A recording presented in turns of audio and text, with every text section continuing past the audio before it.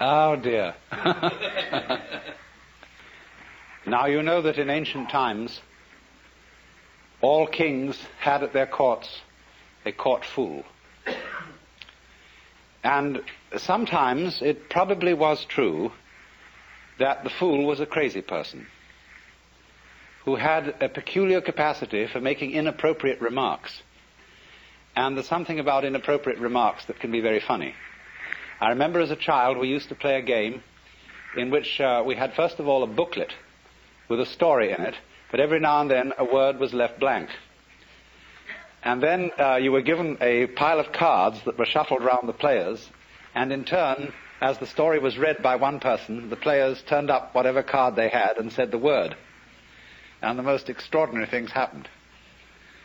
And in this way, of course, the person who could make inappropriate remarks at the right moment can sometimes bring the house down. But actually, as time went on, the function of the fool became more sophisticated than that. And he became a person whose function was not simply to make jokes and to be a funny man, but to remind the monarch of his humanity, so that he would never, never get too stuffy. You remember perhaps the lines in Richard II, where the king says, within the hollow crown that rounds the mortal temples of the king, keeps death his watch. And there the antic sits, the antic being the court fool. And there the antic sits, scoffing at his state and grinning at his pomp, allowing him a little time to monarchize, be feared and kill with looks. And then at the last comes death, and with a little pin bores through his castle wall, and farewell, king. See, that was in a way the function of the fool. He was reminding you of your finitude, of your mortality, and death at the end, in somewhat the same way as monks used to keep on the desks in their cells a grinning skull. And all this is, of course, nowadays thought very morbid, because today we repress death very, very strongly. And the whole function and role of the mortician in our culture is to pretend in some way that death doesn't happen. He's a husher-upper. He sweeps you under the carpet at considerable expense. Now then, I try to think whether there is any institution in modern society that really corresponds to the court fool. And there isn't. There is, of course, the political cartoonist, there is the satirist, there is the commentator, but he doesn't sit in the president's office. And the president can ignore him altogether if he so chooses. We don't like, nowadays, anyone to suggest that our social institutions are not altogether serious. We can't stand it because we're much too insecure. And this is a very dangerous state of affairs. And so it really is high time that in many ways the institution of the fool was reintroduced. I want to point out a parallel to this. In some ways the fool, or the joker, and the monk have a parallel function. The monk is a person who abandons society. He is an outlaw, only he's an outlaw on the upper side instead of on the lower side. As the ordinary criminal is, as it were, below caste, the outlaw, in the sense of the monk, is above caste. And in the Buddhist religion, at its inception, the followers of the Buddha wore those dark yellow robes because those were the garments of criminals. It's just as if today we were to take the kind of blue jeans they wear over in San Quentin and go around in those, or the old-fashioned striped things that were put on jailbirds. And so they took on the garments and external appearance of the lower outcast, but they were in fact respected as upper outcasts. But in modern society, it is very, very difficult to be in that position. For example, in such a true republic as France, every monk and priest is subject to military service. That is not true in the United States, nor is it true in England. They are not quite so republican as the French. But in this kind of modern society, more and more, you must belong. As Thoreau said, wherever you may go, men will seek you out and compel you to belong to their desperate company of oddfellows. And the monks that exist today, Catholic monks and Anglican monks, are really a little bit of a freak in our society.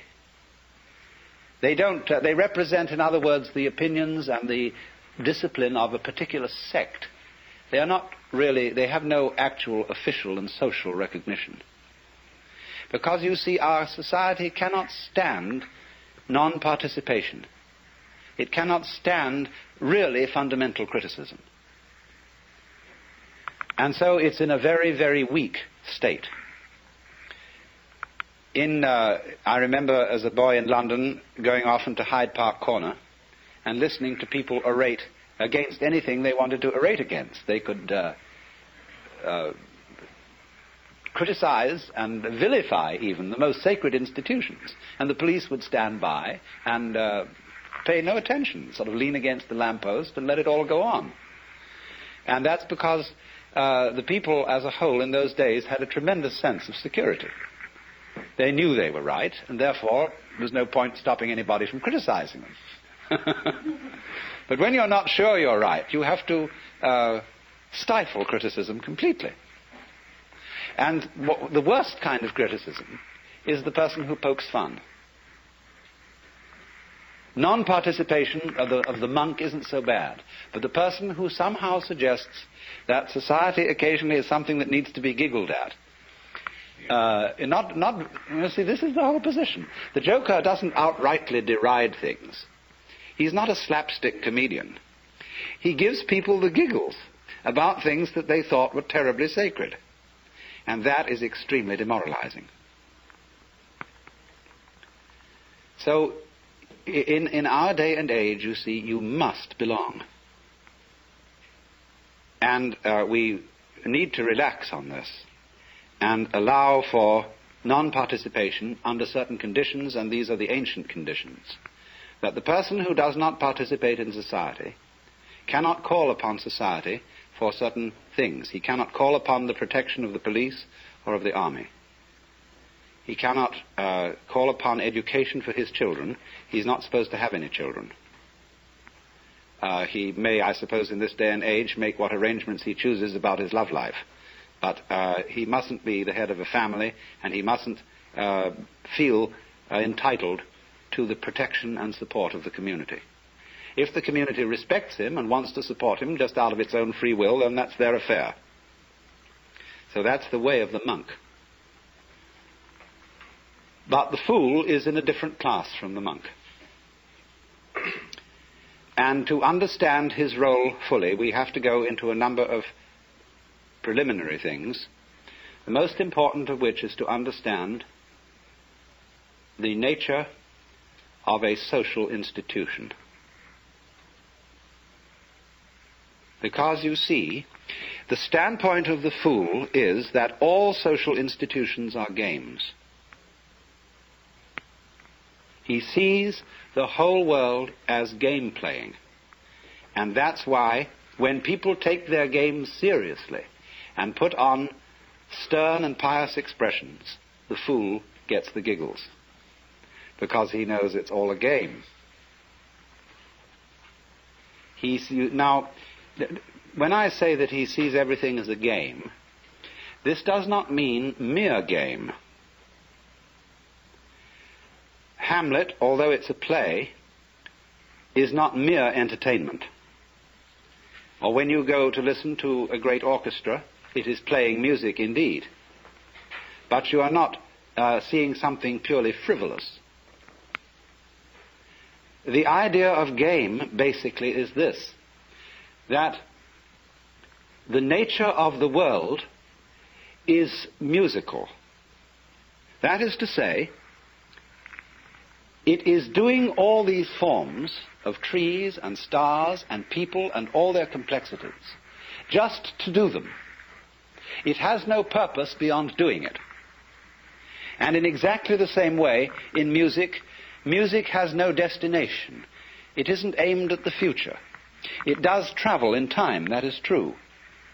But it doesn't aim at a goal in time. The point of music is every phrase as it unfolds itself, and as you perceive the relationship of those phrases to earlier and later phrases. But music itself is dance. It's dancing with sound, and likewise in the art of dancing, you are not traveling. You are not aiming at a particular place. You are dancing to dance. And so what you might call the musical or game theory of the world is that everything that is happening is its own point. It's true that things do develop. For example, the seed develops into the tree. And you might say, from one point of view then, that the point of the seed is the tree. That's the purpose of the seed. But that doesn't really hold up, because then the tree goes and has seeds again. And so you might say then that the purpose of the tree is the seed. Which is which? The whole thing is one process, you see. They really aren't parts. The seed isn't one event and the tree another. It's all one long continuous event, going on and on, just for the sake of going on and on. Now, of course, you can read purpose in it in another way. That is to say that a tree is only possible in a certain kind of environment. There have to be, for there to be trees, there has to be a certain kind of temperature, a certain kind of atmosphere, and there have to be insects, and there have to be bacteria in the soil, and there have to be weeds, there have to be birds. All kinds of things are necessary if trees are to live. So you could say this is symbiosis, that the tree lives to look after the birds and provide them with perches, that the birds live to eat the worms which might destroy the roots of the tree, and so everybody lives to support everybody else. Well, the word to, or in order to, is not quite correct. It's a little clumsy. What we should see rather than that is that the whole relationship of trees and birds and worms and bees and so on is a network. And every aspect of the network, you might say every part of it, depends for its existence on every other part. That means, you see, that the network as a whole is a single organism. Just as in your own physical body, and you call yourselves a single organism, there are billions of creatures of very different kinds, and they're all running around inside your bloodstream and doing their stuff. They're having battles, love affairs, all kinds of things, and this huge variety of stuff going on constitutes your life as an individual. And so in turn you are some kind of a little wiggle in some other sort of stream which constitutes a larger organism yet. And but really and truly, this tremendous network doesn't have any separate parts. It's not like a machine. A machine is a lot of separate parts that are put together. Whereas this is different. The parts of this machine, of this network, don't come into it from outside.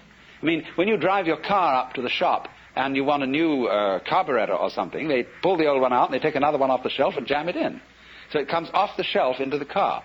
But in this network of life that we live in, things don't come in from outside. Everything that comes into it comes from inside, which is a giveaway that the whole thing is really one process. And it's all a game, because in the sense that it has no other object than doing what it's doing. That's the fun of it. But it plays, you see, parts. It varies itself. And in playing always involves a certain element of make-believe, that is to say illusion, and the word illusion is from the Latin ludere, to play. It involves the illusion of the parts being separate. And so then, there are these variety of games: the tree game, the beetle game, the butterfly game, the bird game, the cat game, the people game, the human game.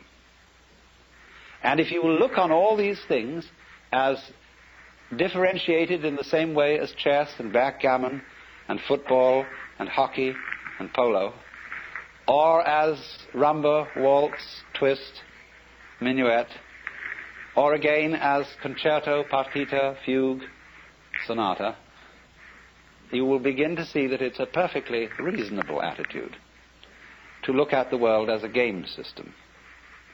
Now, you see, we're looking at the fundamental games of what we call physical and biological entities or events. But over and above those, we have the social institutions, the subdivisions of the human game. Now then, the social institution is of many kinds. It's not simply things like marriage and the family, the various forms of government, the institutions of the government, like the public health department. It's not just things like hospitals and banks and business corporations. It's not even money only. That's a social institution. So are all our weights and measures, our systems of timing, our clocks. And you see, what makes these things social institutions is that they are, in another sense, conventions, things that we agree upon.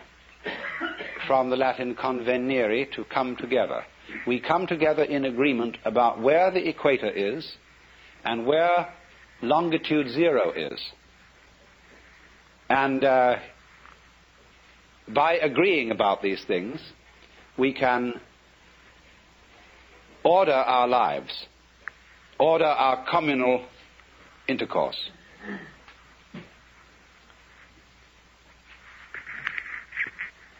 I have sometimes mentioned the Buddhist they're mainly Buddhist divinities who you see guarding temple gates. And they're called the heavenly kings, and they're always very fierce, and they carry weapons. And they are the guardians of the 10 directions. In Buddhist philosophy, there are 10 directions, the 8 points of the compass, and up and down. And it's terribly important to keep the 10 directions clear, because if I am not clear about it, I could never meet you at the corner of 5th Avenue and 42nd Street. So I wouldn't meet you at all. I could never have a date without knowing the 10 directions. And so these Dharma kings are the cosmic traffic cops. And they're keeping everything straight so that everybody can know where they are. So these are the guardians of the social institutions. The agreements we have to make about money and language and law, and also about certain values. Some of these values vary startlingly, but they are still social institutions. Did you realize pain is a social institution? In some cultures, like ours, it's very unpleasant to go to the dentist. But there are cultures in which dentistry is no problem at all, but on the other hand, they have extreme pain when their fingernails are cut or their hair is cut. We are very largely talked into pain in extreme childhood. And it varies enormously as to what may be considered painful. And I think it's not only human beings who do this, but animals do. Experimentation with hypnosis shows that pain is an extremely relative thing. Maybe you have to have some pain, but where you have it is very, very variable. Also, we know too that social institutions govern what we notice. An American male pays relatively little attention to the back of a girl's neck. And it's perfectly okay for her to grow her hair down long and cover it. But to a Japanese, the back of a girl's neck is the most exciting sexual feature. And so when you see a well-dressed Japanese girl, her kimono hangs a little bit down the back like this, exposing her neck. They pay no attention, though, to breasts, which seem to so fascinate the American male. It just doesn't seem to appear. And the way that a traditional Japanese woman clothes herself is exposing the neck, but looking very flat in front, and not at all showing the hips. She's willowy. She doesn't look very willowy underneath, as a rule, but she does when dressed in a kimono. Now, so you see, it isn't just that nature has built in to the human organism certain attractive features about other people. It's the social institution of what is to be attractive. And of course this comes out very, very strongly in the vagaries of fashion and how to do one's hair, paint one's face, etc., etc. But now, social institutions go a great deal deeper than anything we've mentioned. And the most important kind of social institution is that which has to do with role-playing. Who you are. Now, when we ask the question, who are you? People think of this question in two different ways. One person, when asked, who are you, will answer, I'm a doctor. Another person will fall silent because he realizes how profound the question is. He realizes that he's been asked what his ego is. But a lot of people don't realize that when they're asked, who are you? I have noticed just a little bit of difficulty in my investigations of discussing identity with people, that they fix on their role and use that to describe their identity.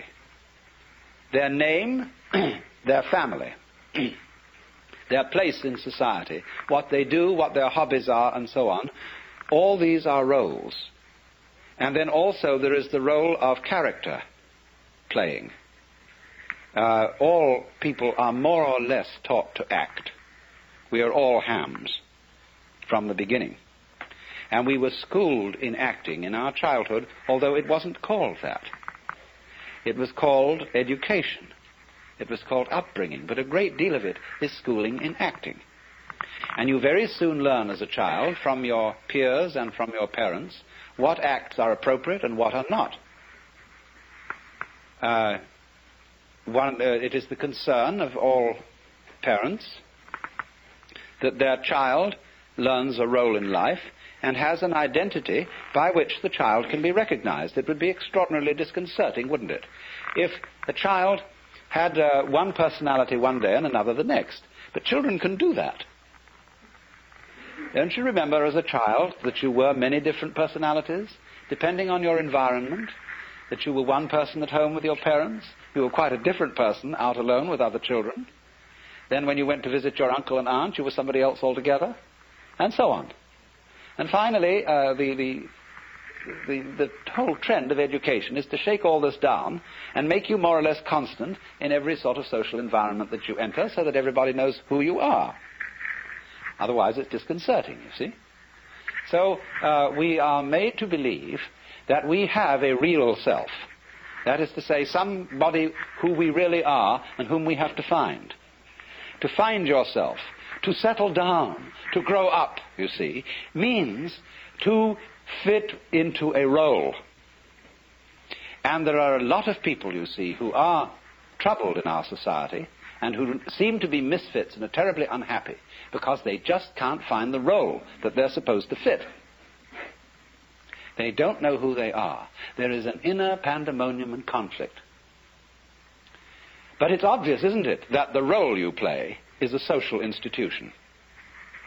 Because you can't be an object to your own consciousness, at least not in the ordinary way.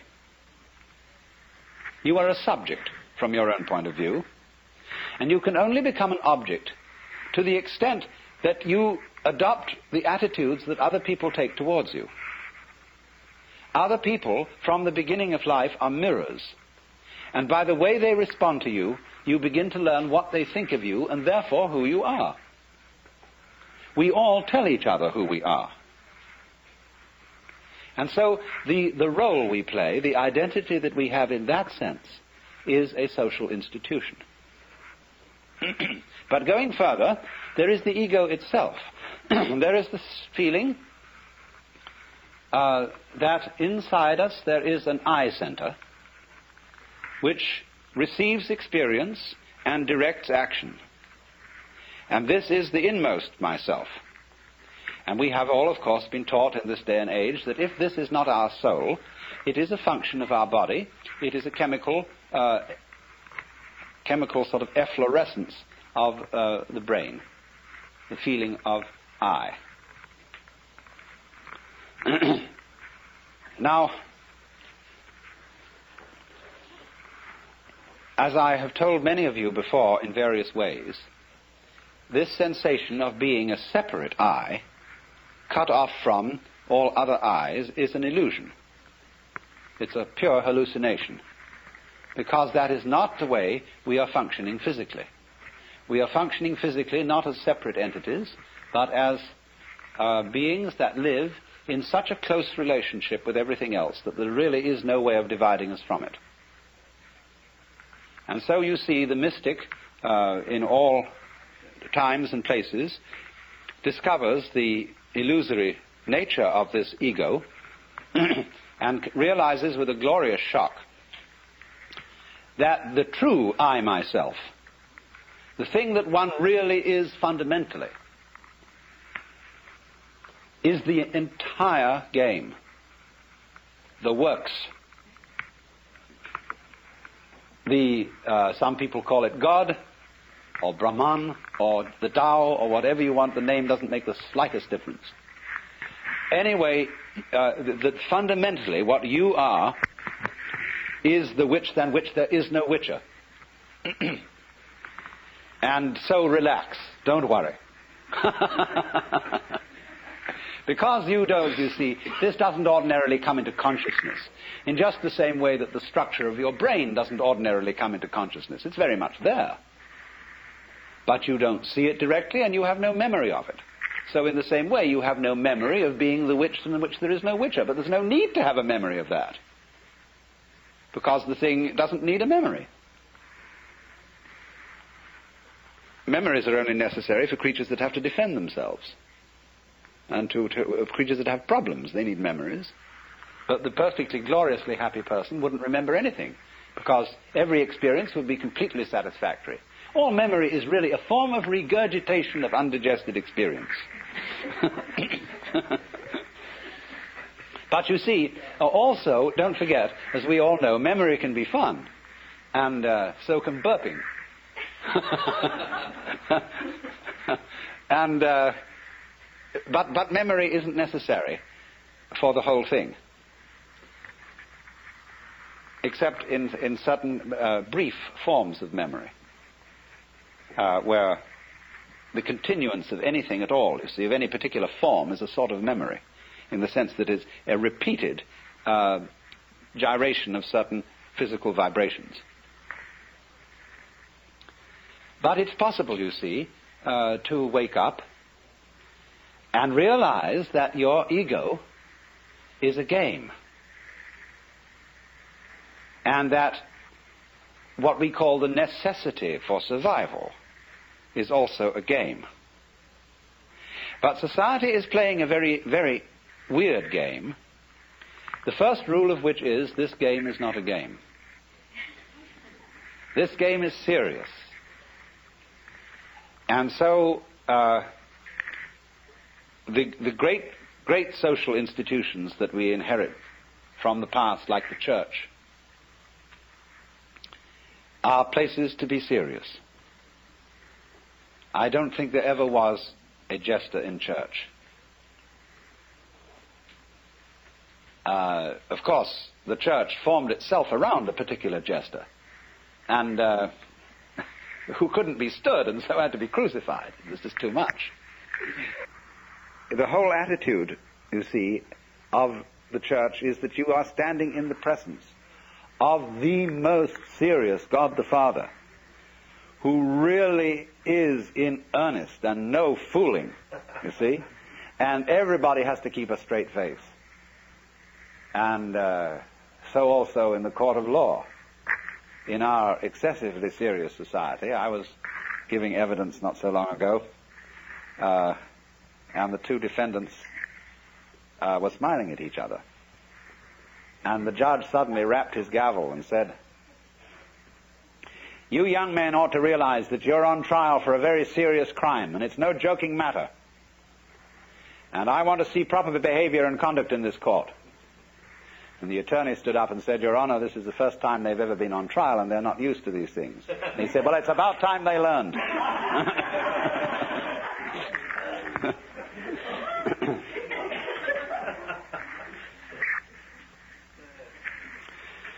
So you see,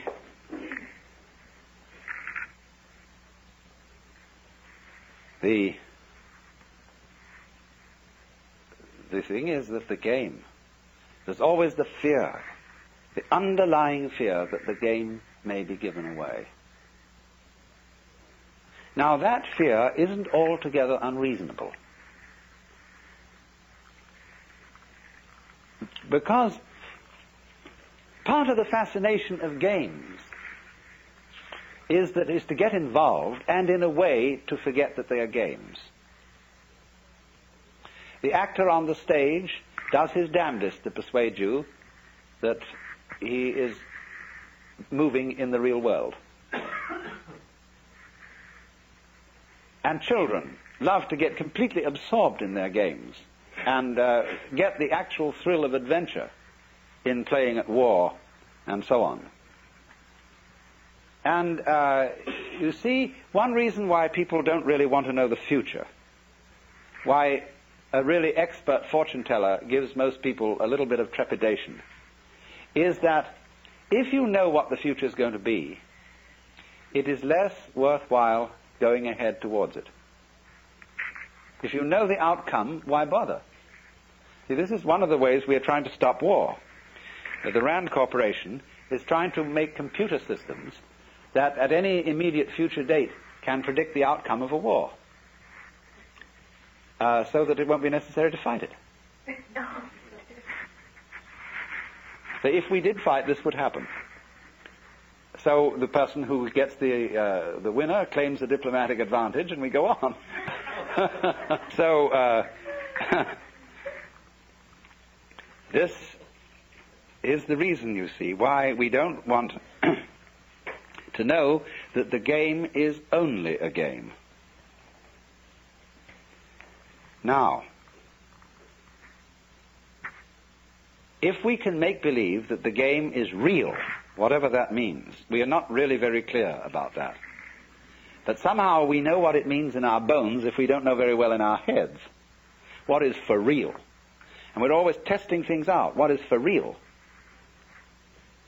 But when the whole world game becomes too real and people become too earnest, it's highly necessary to play a new game, which is the game of game against non-game.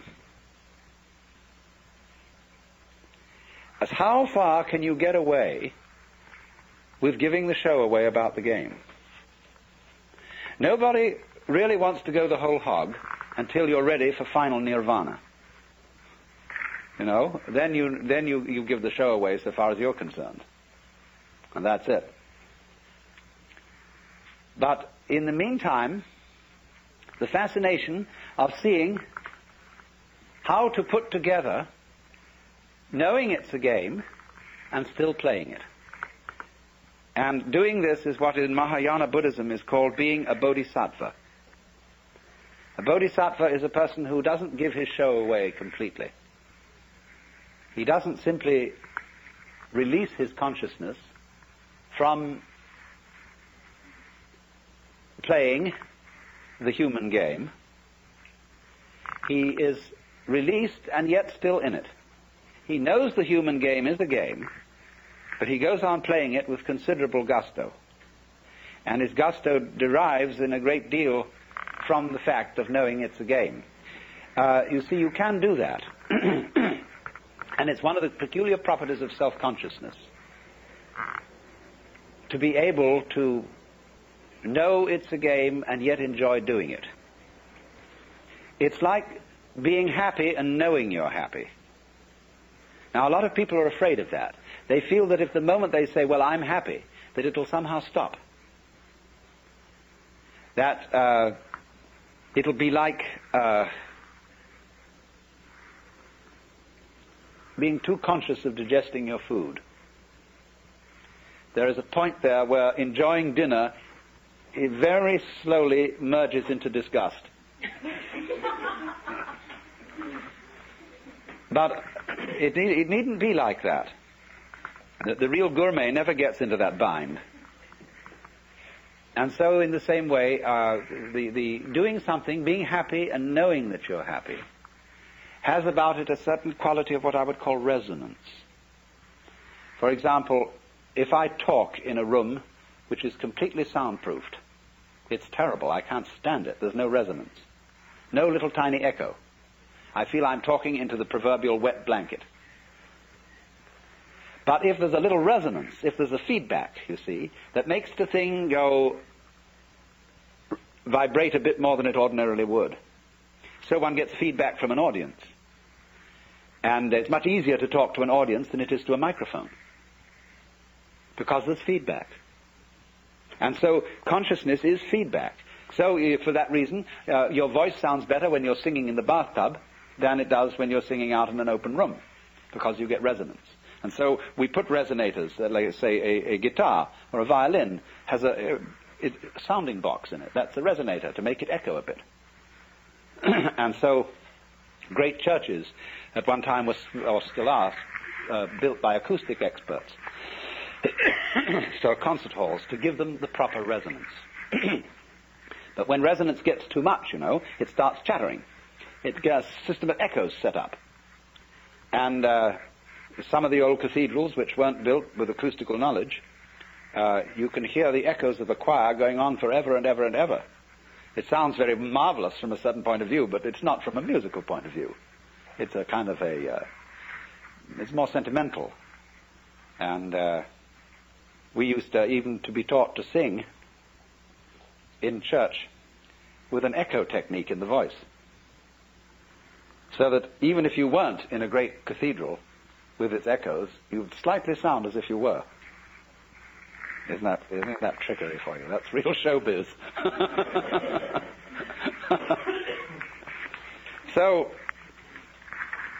to play the game and to know it's a game can be quite fascinating. And not really giving the show away, but giving it away enough somehow.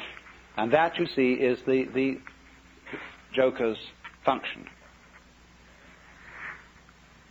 So, what he is doing then is he is in a point of view where he sees all that is going on as a game. He doesn't take anything seriously. But don't forget that that doesn't mean that he is simply shallow and frivolous.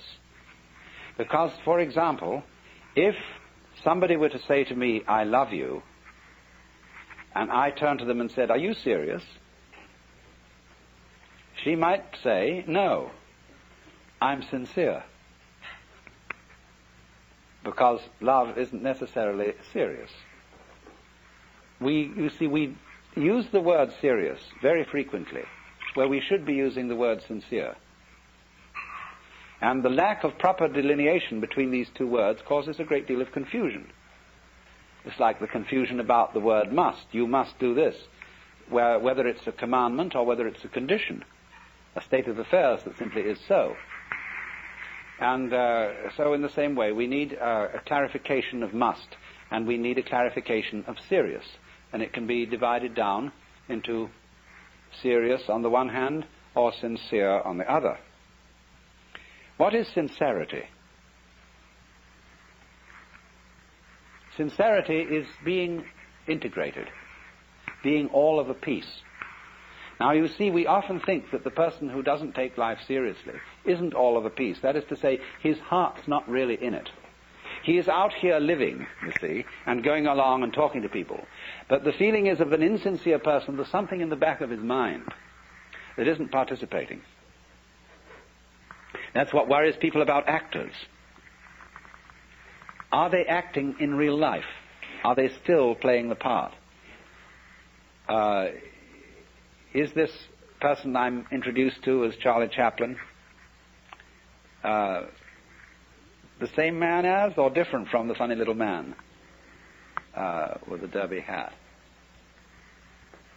And so actors occasionally bother and bug people, and people may be apt to say, well, they're always on the stage. They are never really genuine. And we have a feeling, you know, when somebody is being genuine, see? But mark it, when you know somebody is being genuine, they are not necessarily being serious. They're not necessarily being grave or solemn. What I want to give the idea of is sincere laughter. And also sincere play. There is a perfectly sincere laughter. And it may be, ideally, I mean, the sincere laughter expresses a spirit of irrepressible gaiety. And it is not, in other words, a defense mechanism. Laughter is often a defense mechanism. We laugh, what we call a nervous laugh, or laughing someone to scorn can very often be a forced laugh that isn't really funny at all. But the real laugh is, of course, the resolution of anxiety. The anxiety is serious. And anxiety is a state of palpitation, of the trembles. Anxiety comes upon us when we cannot decide which way to go, or which way things are going to go. And so we tremble between alternatives. Now, because, of course, we tremble between alternatives because we are under the illusion that it matters very much which of these two things happens. Now, once one has seen the nature of the game, you realize that it matters superficially which of these two things happens, but it doesn't fundamentally matter because all negative things pair with positives. There is no positive without negative, and there is no negative without positive. I heard a very amusing story which kind of goes with these rugs. The question is a zebra a yellow horse with black stripes or a black horse with yellow stripes? The answer is it is an invisible horse which has been striped yellow and black so that people won't bump into it.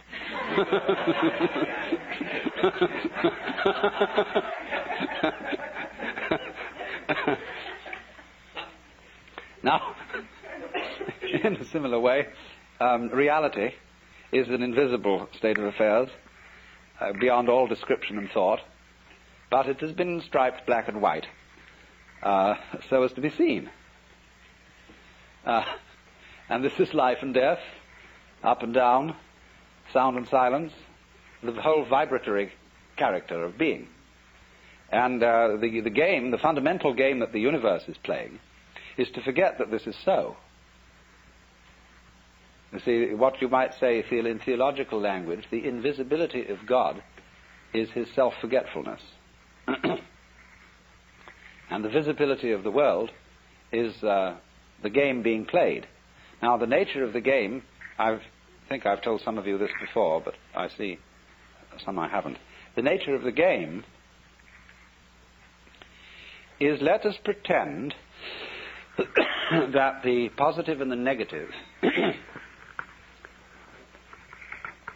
are not really identical.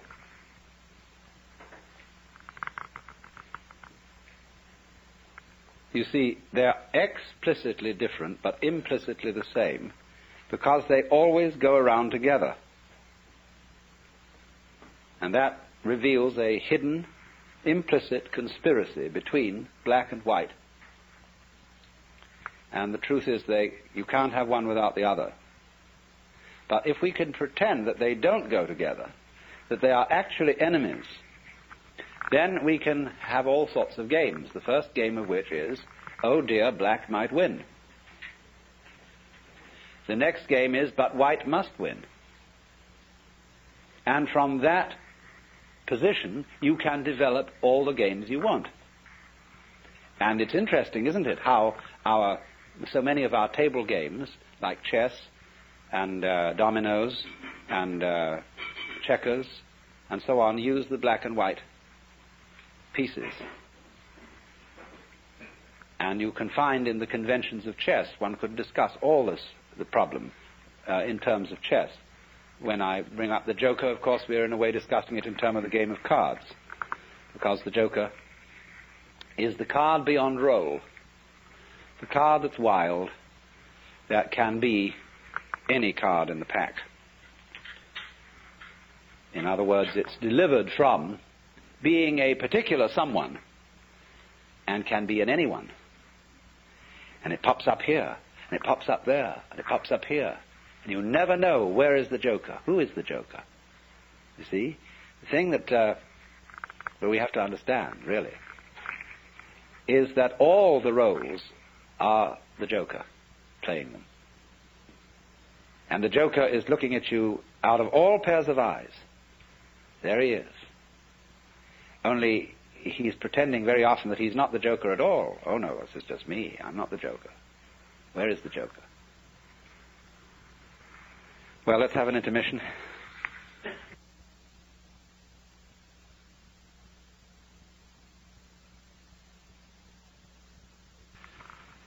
Now, to revise a little bit about this morning's talk so that we're all up to date, I have been discussing the role of a certain person called the joker. The joker being the one who has insight into the fact that all our social institutions are games. The social game is played with an initial rule. The first rule being, this game is serious, or this game is not a game. And therefore there is a tendency within society to resist very strongly any notion that what it is doing is not altogether serious. And at a still deeper level, beneath the level of social institutions, there is also the recognition on the part of the joker that the basic forms of nature are also games. The human game, the rabbit game, the mouse game, the bee game, the tree game, the stone game. Because all these are forms of a musical nature, that is to say, they are forms played for themselves. They are played in the most intimate interconnection and interrelationship with each other.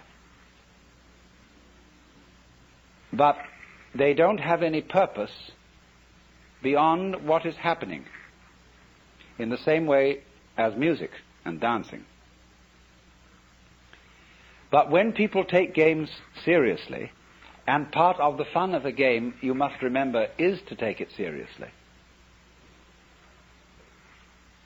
they acquire an attitude which strikes the joker as being half funny and sometimes a little pitiful. A good joker is inclined, really, not to laugh at people, Because if a person is terribly seriously involved, in the sense of the kind of person we call colloquially a square, the joker feels sorry for them because they live a deprived life.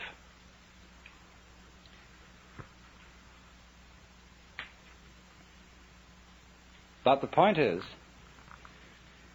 that he is the one who is a wild man, which is to say, he has no fixed role.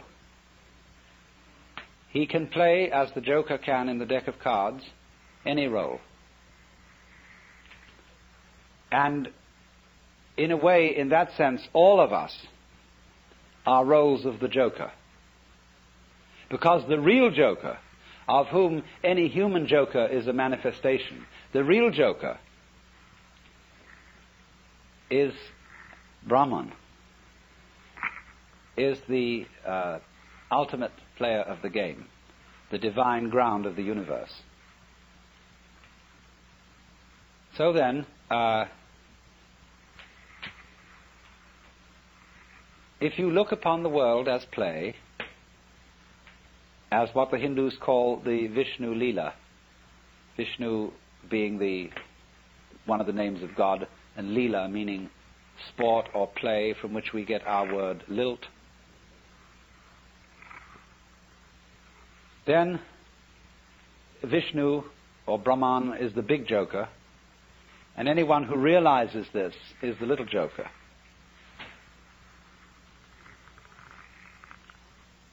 And the art of the joker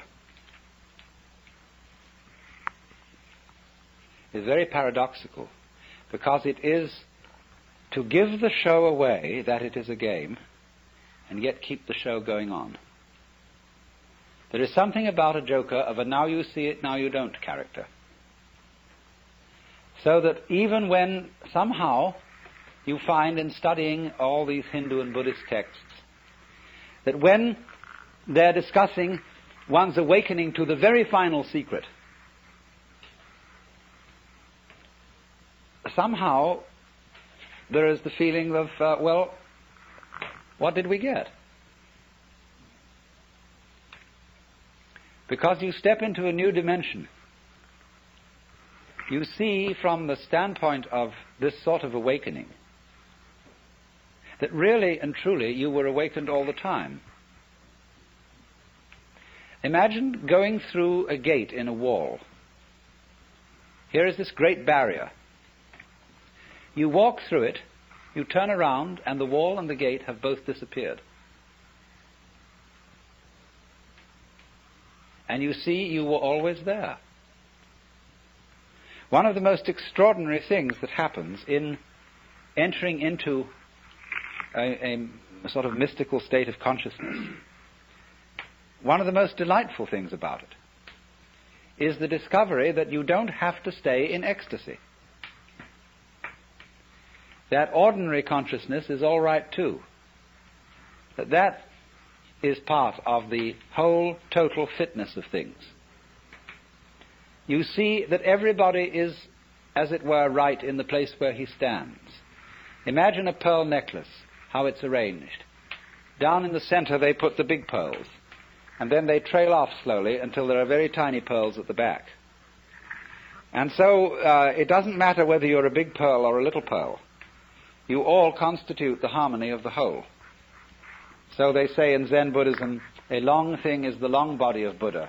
A short thing is the short body of Buddha. Or in the spring scenery, there is nothing superior, nothing inferior. Flowering branches grow naturally, some short, some long. So from that standpoint, you see, everybody is seen to be a perfect manifestation of the Godhead, or of the void, or whatever you want to call it. Everybody. And even though the very fact that they don't know it, and that they're unhappy, that they quarrel, etc., etc., etc., is still a manifestation of this.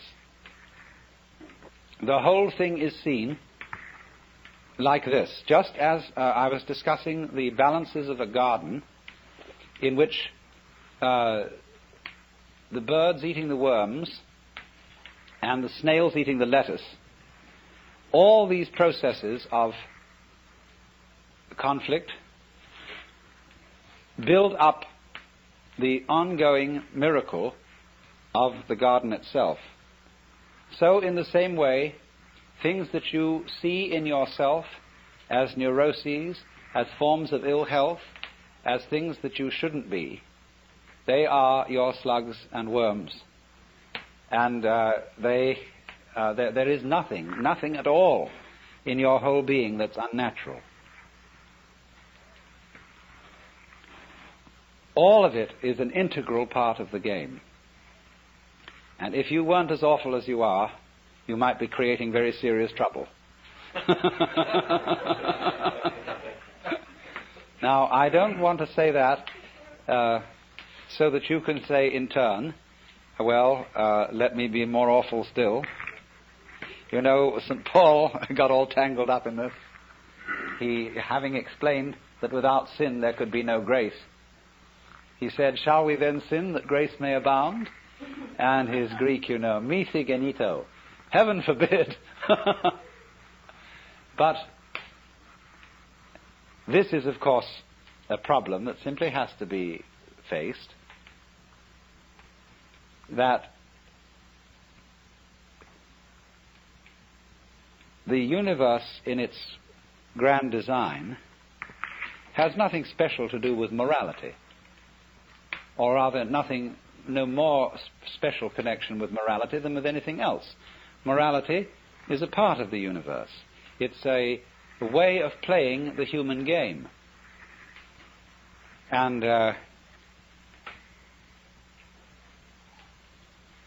but the thing itself is really beyond good and evil. Now, as I see it, that's the way it is, and whether one likes it or not,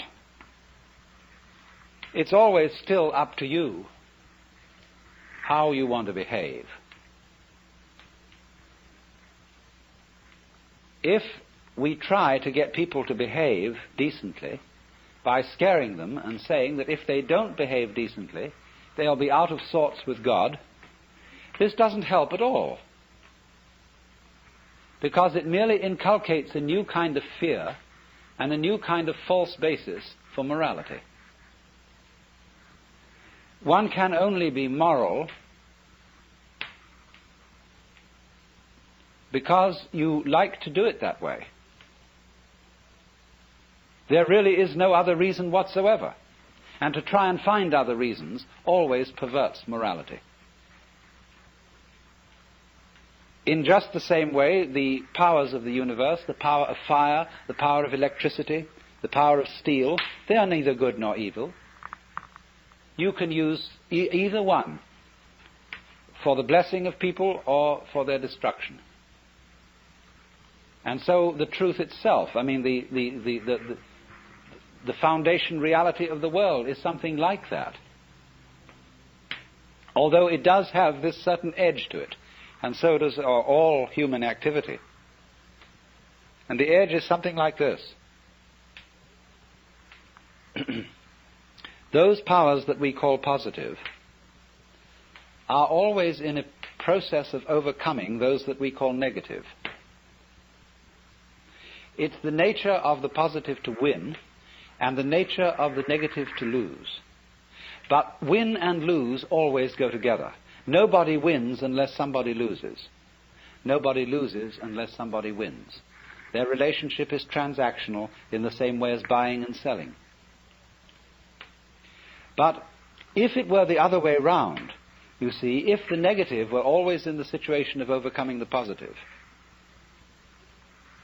you would get a universe that would not be a continuing game.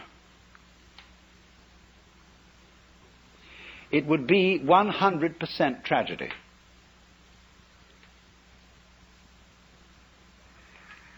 The very you see, the positive and the negative together constitute existence. We have to use existence as a neutral word that doesn't have as an opposite non-existence. Existence already includes non-existence. You could say being and non-being constitute existence. Just as we know physically, sound is constituted by sound silence in very rapid alternation. So being, non-being constitute existence, and existence is something of which you may say the game is worth the candle. If it weren't, it wouldn't be. It's like that. Some people try to say there is good and bad with small g and small b, and they together constitute good capital G. Or one might say that humanity is, and the good of humanity, is a curious combination of beneficence and rascality, of reason and passion. And if human beings didn't have those two sides, they would be less than human. Man is in a certain sense redeemed by his passions, redeemed by being something of a rascal. Because if he weren't, he would be like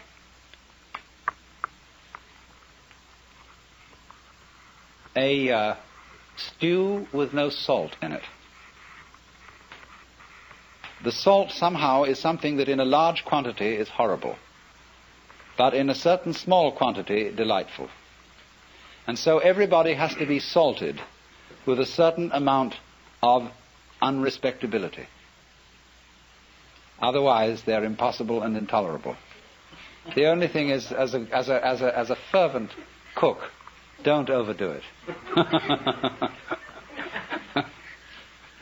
It is in that respect, you know, that it's said of great gurus in India. They have a very funny thing they say.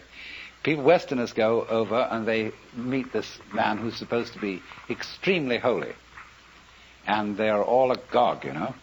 And then after spending a few days with him, they begin to wonder.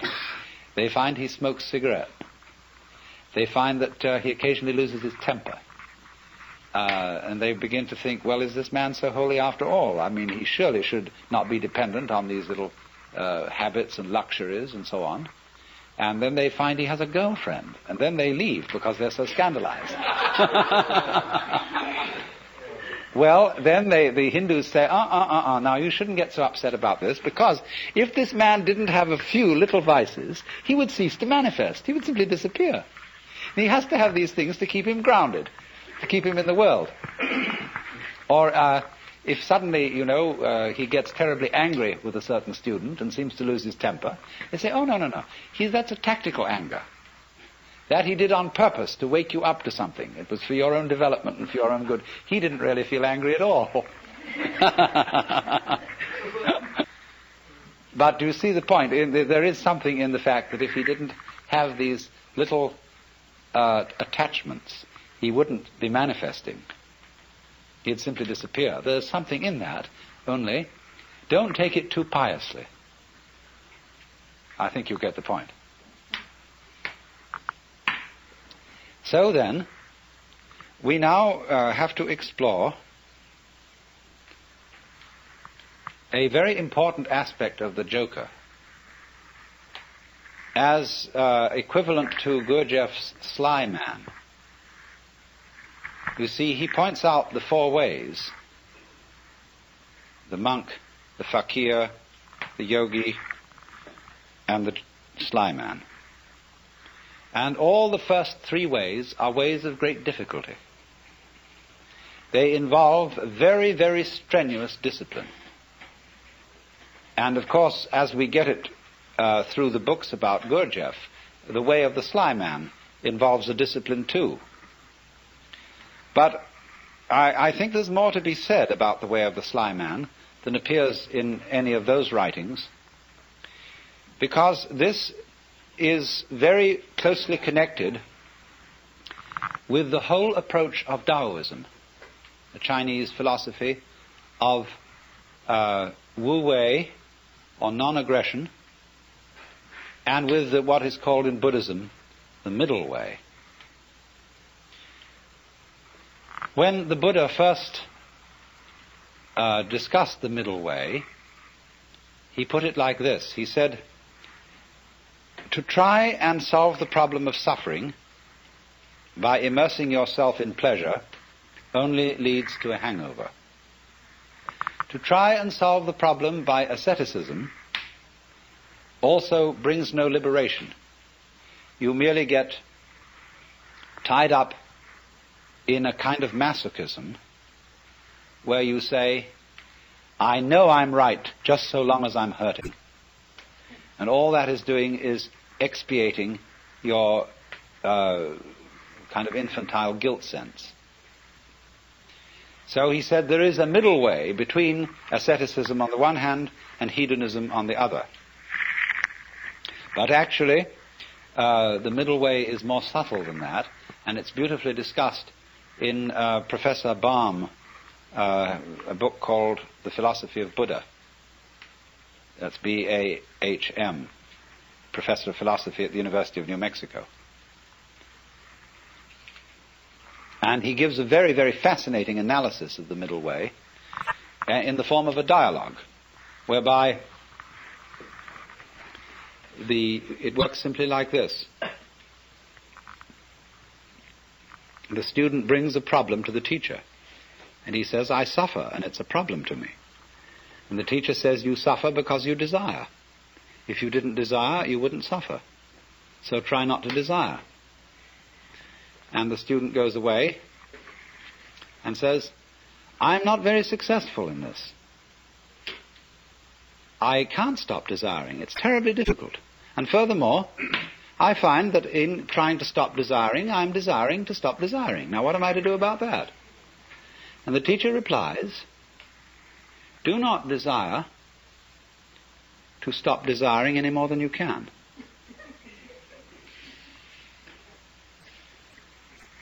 So the student goes away and practices that. But he comes back to the teacher and said, I still find myself desiring excessively to stop desiring, and it doesn't work. So the teacher says, do not desire too much, not to desire, to stop desiring. Now, do you see what's happening? Step by step, almost like Achilles approaching the tortoise, the student is being brought together with himself to the point where he catches up with his own inner being and can accept it completely. And that is, you see, the most difficult thing to do, to accept oneself completely. Because the moment you can do that, you have in effect done psychologically what is the equivalent of saying in philosophical or theological terms, you as you are now are the Buddha, just as I was explaining a few minutes ago. That's unbelievable, because we are always trying to get away from ourselves as we are now in one fashion or another. And it's only we will only stop doing that through a series of experiments in which we try resolutely to get away from ourselves as we are. So that is the middle way. But ordinarily, in these other ways, the way of the yogi, the fakir, and the monk,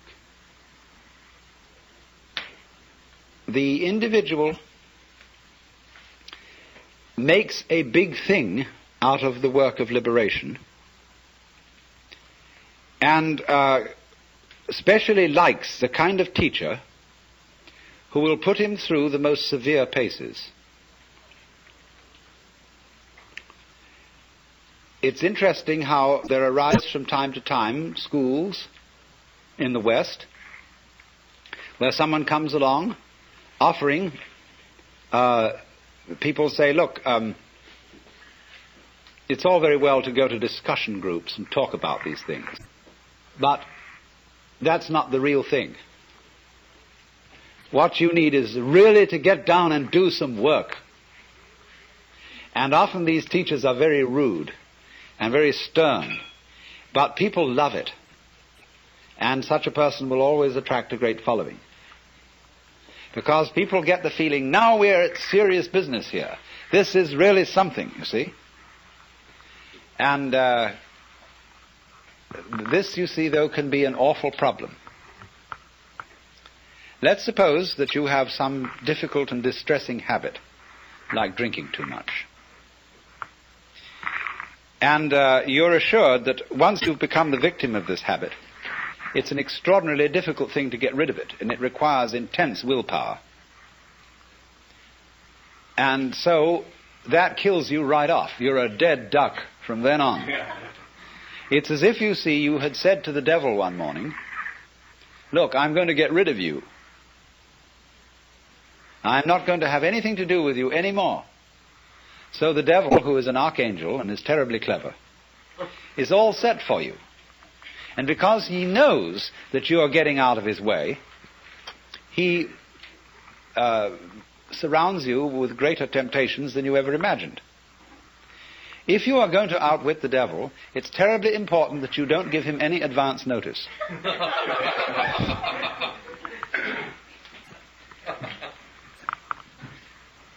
And this is where the work of the sly man comes in. Put it in other terms, in Hindu or Buddhist terms, in the popular terms of popular Hinduism and Buddhism. Liberation is getting out of the toils of karma. It's like this. During your many past lives, you've done all kinds of deeds, good and bad, and you are reaping the consequences of these deeds today. And also today you are setting up future consequences. Now, before you can be liberated, you've got to pay off your karmic debts. And so the moment you set your foot on the path of liberation, you are apt to find that all your karmic creditors will come to your door. And that's why it's often said that people who start out on a serious work of yoga suddenly get sick and lose their money and their best friends drop dead and all kinds of ghastly things happen. That's because, you see, they served notice that they were going to do this. And so all the creditors came around. If you're going to leave town and you owe lots of money, you know, you mustn't announce that you're leaving or give a farewell party to your friends because the grocer will find out. So the art of the sly man is to make no contest,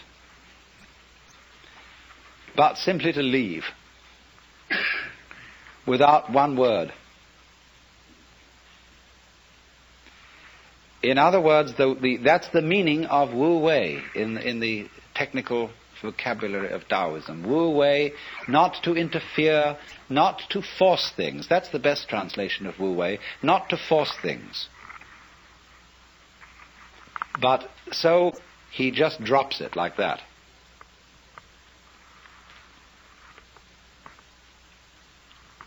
But you're in this respect, you see, you're your own worst enemy. Because even if you serve notice privately on yourself that suddenly you're going to drop it all, already the devil knows. Because who do you think the devil is?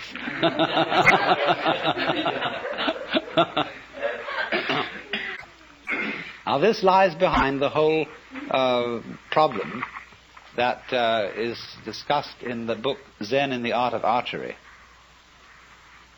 The necessity of letting go of the bowstring without first deciding to do so. Another way of putting it is that the decision to release the bowstring and the action of doing so must be simultaneous. Not to decide and then act, but to act, decide all at once. Now, why is this? If you are going to be an expert archer, you must shoot before you think, otherwise it'll be too late. You don't aim and then shoot. It's all one action. And this is true likewise of any sort of shooting, a pistol shooting as well. That if you aim, if you decide and then fire, you're apt to do things like pulling the trigger instead of squeezing. All kinds of wrong things are done. And you're always a moment too late if you decide first. You have to act and decide simultaneously. So what does that do, you see? That puts up a very curious problem, which in its own turn becomes a bind. To try and act quickly enough so that you overtake the preliminary decision. To try not to decide first. And that is an impossible problem.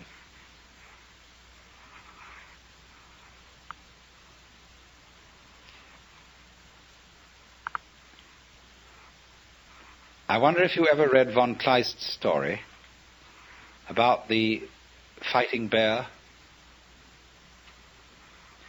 This is included in Nancy Wilson Ross's book, The World of Zen, as a kind of Western Zen.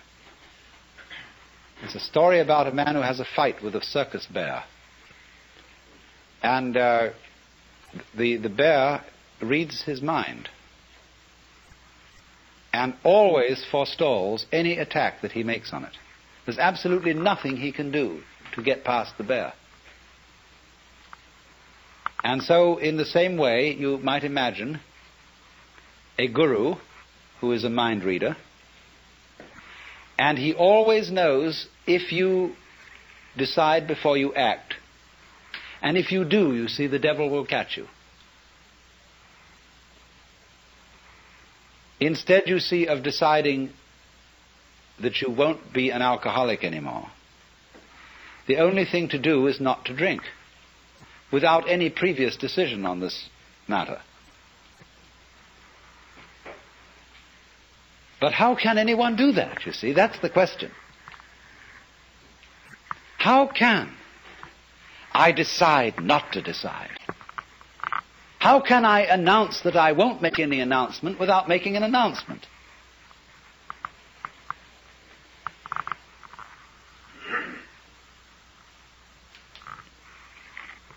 You see, there is no way out of that bind. Try as you may, you go on and on and on, trying, as Herrigel did, to release the bowstring without thinking first to release it. But then, strangely enough, one day the thing happened. He did it. And this is involved in our learning of almost all techniques, that we work and work to achieve that final point of perfection. And it doesn't come, and then one day it happens. Now, what is the reason for that? Is it simply, and this is really, you know, a way it's usually explained, but this is an oversimplification. It is not that we have practiced it so often that it suddenly becomes perfect. It is much more subtle than that. What happens is that we've practiced so often that we find out we can't do it. And it happens at the moment you know you can't do it. When you reach a certain point of despair, when you know that you are the one weird child who will never be able to swim, at that moment you're swimming. Because the desperation and the total inability to do it at all has brought you to a point which we might call don't care. You stop trying. You stop not trying to get it that way. You just have arrived at the insight that your decision, your will, doesn't have any part in the thing at all. And that's what you needed to know. You've overcome, you see, the illusion of having a separate ego. There is no way of telling anyone that that's an illusion and getting appropriate action, because we are thoroughly indoctrinated with the idea that it's real. And if I say, well, I'm going to get rid of my ego, that's what the Taoists call beating a drum in search of a fugitive. He hears you coming.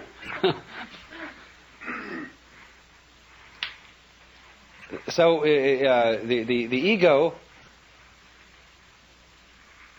that is to say, the illusion of having a separate will and a separate I center that can be an effective agent, that cannot be overcome by a decision which seems to be centered in the ego. You might as well put out fire with fire. It can come only when an attempt to act from the ego center has been revealed to be completely futile. Then the thing happens, because you've really discovered that it was, after all, an illusion. Now, be very careful how you formulate this sort of thing philosophically. This could, of course, correspond to the kind of person who feels unafraid and who feels very free because he's a complete fatalist. A lot of people are. And very happy in their fatalism. They really feel that they don't do anything, it just happens, and that it's all life, and that when they won't die until it's their time to die, and so why worry? Everything, they have the sense of everything is just happening to them. And this is a kind of a floating feeling. It's as if you didn't have to push things at all. They just flowed along. Well, now that state of affairs, that feeling of you don't have to push anything, it just floats along, is very similar to the experience I'm describing, if not the same thing. But this person has interpreted it as a fatalist in a rather passive way. That is to say, he has felt that there still is some kind of a little differentiation between himself as the experiencer on the one hand and that force or set of forces called fate on the other. He is pushed around, but he witnesses being pushed around. Now, in this state, this person still has a little fragment of impurity left. There's still one fly left in the ointment. And that's the sensation of being pushed around. There is still a fundamental division between the knower and the known. And in this case, the case of the fatalist, the knower seems to be the passive thing, and everything known, the objective world or the goings-on of his own physiology, they appear to be the active end. And the knower just has the experience of himself being moved by the tides of life. The important thing to find out is this, that the sensation of being the knower and the experiencer of all this is not, as it were, aside from everything else that's going on, but part of it. Just as you, although you experience your own existence subjectively, you are nevertheless part of the external world. You are in my external world just as I am in your external world. So in this way, the final barrier between the knower and the known is broken down. There is nobody, as it were, being carried along by fate. There is just the process. And all that you are is part of the process. Then there is a curious flip. The individual who has always felt himself to be the tiny little thing on the end of the big determining process suddenly goes bloop. Have you watched sometimes a tiny little piece of mercury coming nearer and nearer to a large piece of mercury? The sudden moment when they touch each other, bloop, the little thing vanishes into the big one, almost more dramatically than a drop into the ocean. In this case that I'm talking about, it isn't that the individual organism vanishes. The individual human being doesn't vanish. But he experiences no longer a passive relationship to the world.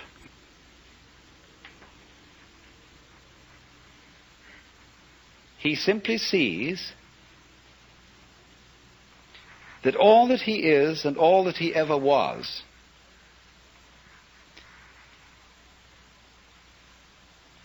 something that the entire process was doing.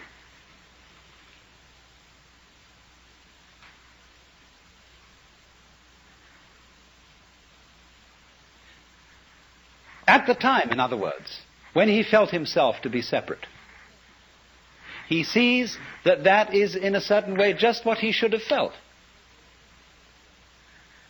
because that was what the process was doing in him, in exactly the same way that it was giving him brown or blue eyes or blonde or brunette hair.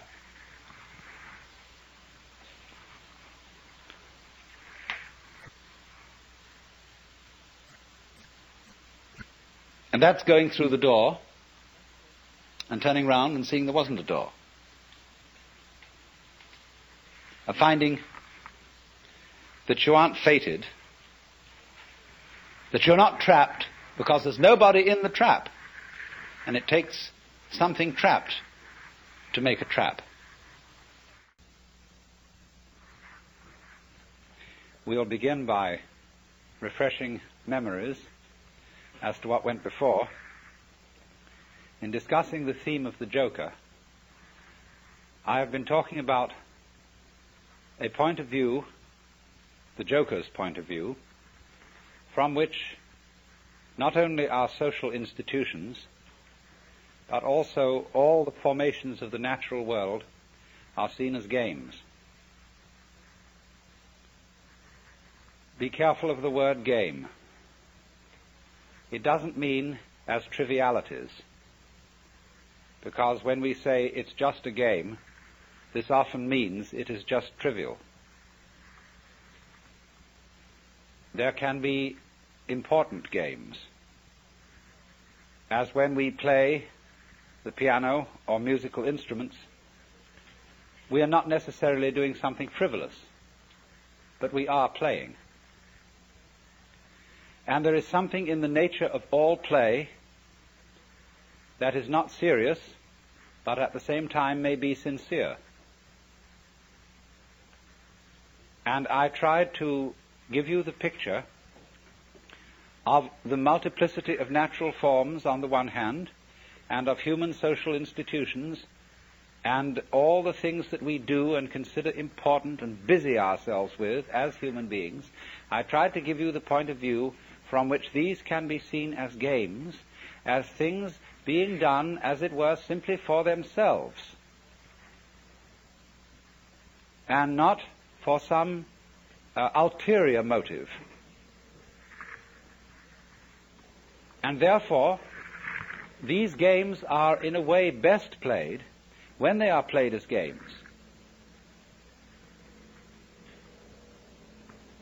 Although it's really all right for people to take them seriously, except that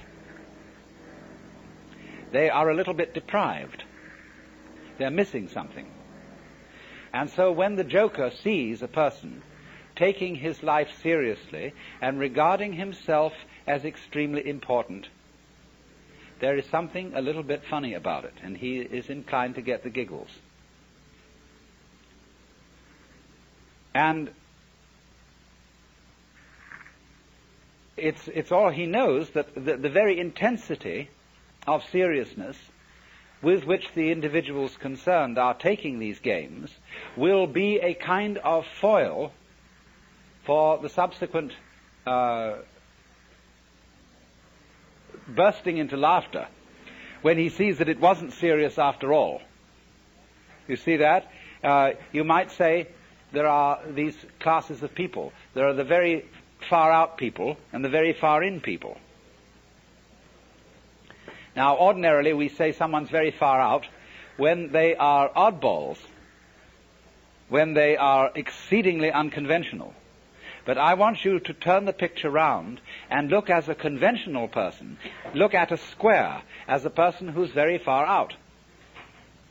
That is to say, he is so involved in the seriousness of the game he is playing that he is lost.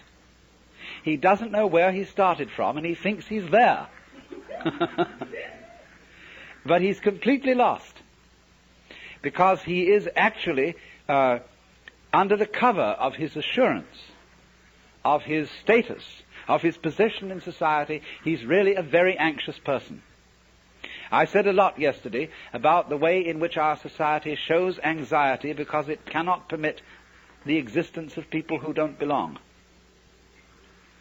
And it cannot really permit the criticism of laughter. It cannot permit the presence of the old-fashioned court jester. Because these people are so far out.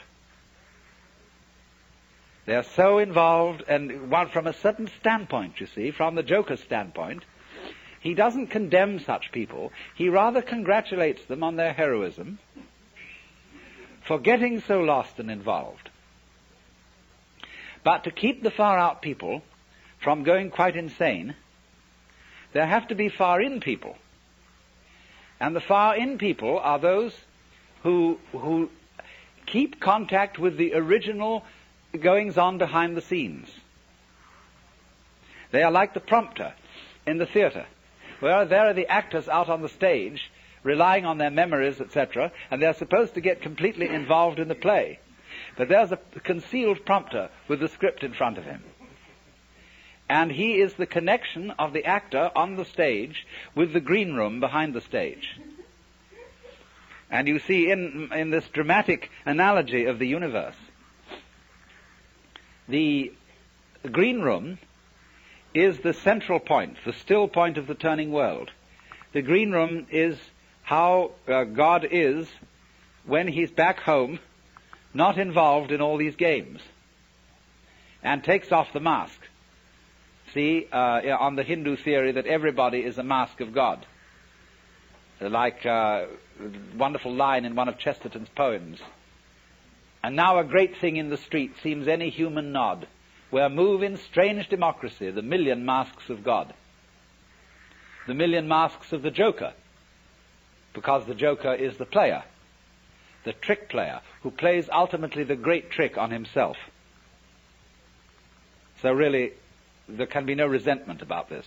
Nobody to blame, nobody to turn around to in the end and say, you bastard, you did this to me. Because it's always you who are ultimately responsible. So, this prompter, you see, keeps the actor on the stage in touch with the green room. And so there are certain people in the world who might be a kind of a priesthood sometimes, although priesthoods are apt to become corrupt and square. But a kind of people in the know. There always has to be somebody around in the know. So that, as it were, the wheel of society and of existence, the wheel of the squirrel cage, the wheel of the rat race, can have an axle firmly planted. And at the center then there have to be the far-in people. So this is the domain of jokers. Now, having developed that side of the joker, the person who sees through the social institutions as games, I went on in the second session to discuss another aspect of the joker as the sly man, in comparison with the monk, the fakir, and the yogi, who undertake, all those three, undertake in certain different ways disciplines which have the intent of releasing them from their karma.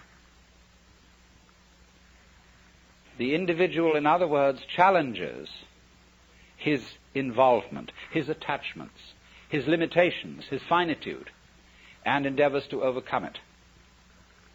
But in each of these three cases, the individual involved stirs up an immense opposition, because he serves notice upon the devil, or shall we say upon his karmic creditors, that he is about to leave town. And so all the creditors come rushing to the door. All his past sins catch up with him, and the devil lays his temptations in the way all the more thoroughly, so that the sly man is the one who, when he is going to leave town, does so instantaneously without any prior announcement. And so in this way there is, shall we say, a cunning manner of becoming a Buddha,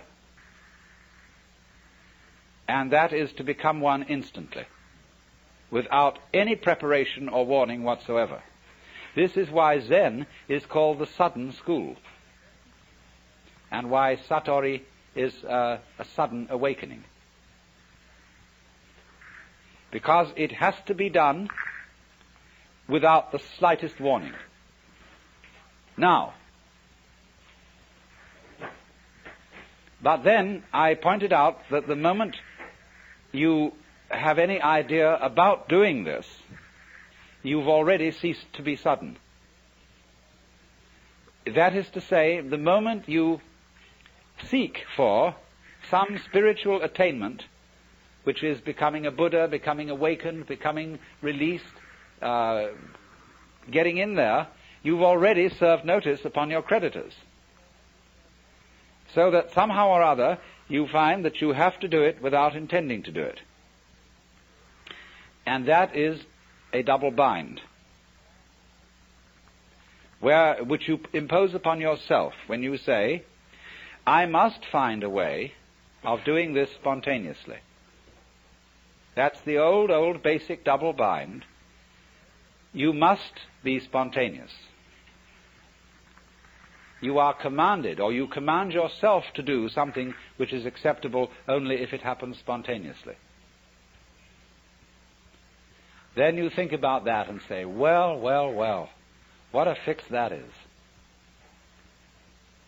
Here am I saying, I must be surprised, and I'm going to lay plans to surprise myself. So by going through this, you discover naturally that can't be done. You can't surprise yourself on purpose. Yet that's what you have to do. So what about it? You come to a state of total paralysis. You're stuck.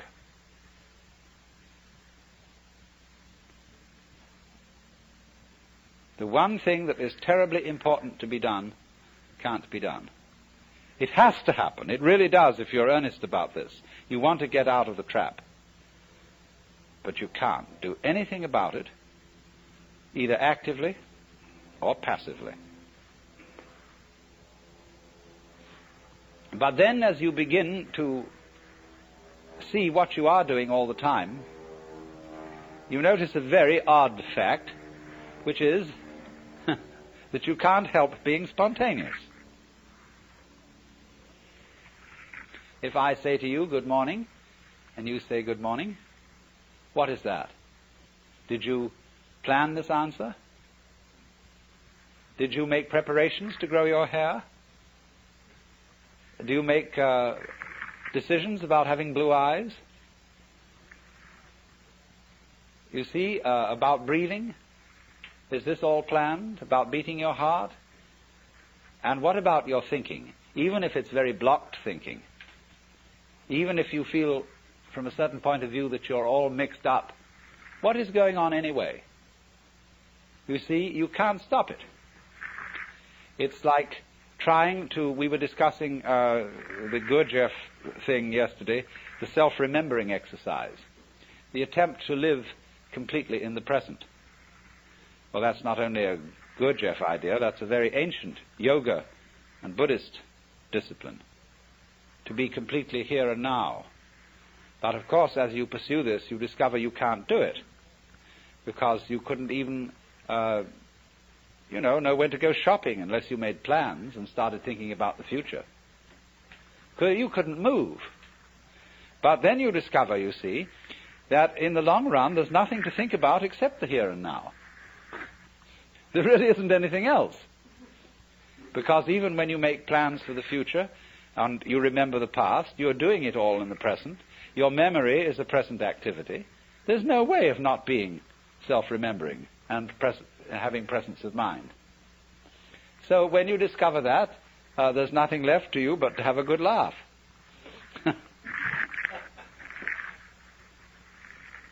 Well, now, I want to develop to a greater extent something I only touched on yesterday afternoon when we were discussing anxiety and laughter and the relationship between the two.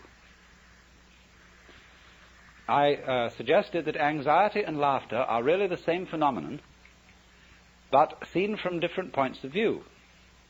As we all know, we can have shudders of horror and shudders of delight, tears of grief and tears of joy. And it's the same shudders and the same tears in either case, but they have a completely different meaning. Now, life is a matter of oscillation. Life is vibration. It's the whole time and all the way through. The question is, how are you going to interpret that? Is it tremble, tremble, tremble, or is it laugh, laugh, laugh? That's the great thing. And sometimes it's one, and sometimes it's the other. So that the whole thing of the Joker is he comes into being, as it were, at the point when the anxiety interpretation of the trembling becomes the laughing interpretation. We were talking about monks who had skulls in their cells to remind them of mortality. And we think a grim thing. The skull is a grim thing. But Chesterton had the poem about the skull. Chattering finch and waterfly are not merrier than I. Here among the flowers I lie, laughing everlastingly. No, I may not tell the best. Surely, friends, I might have guessed, death was but the good king's jest. It was hid so carefully. So you can see the skull not as a grim thing, but as a laughing thing. It's all that's left of a human being. And all the surface is peeled off. And nothing but this beautiful bone remains. It laughs.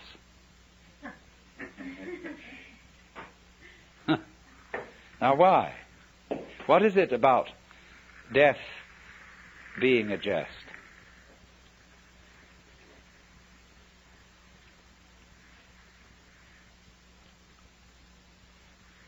We discussed the problem of the zebra.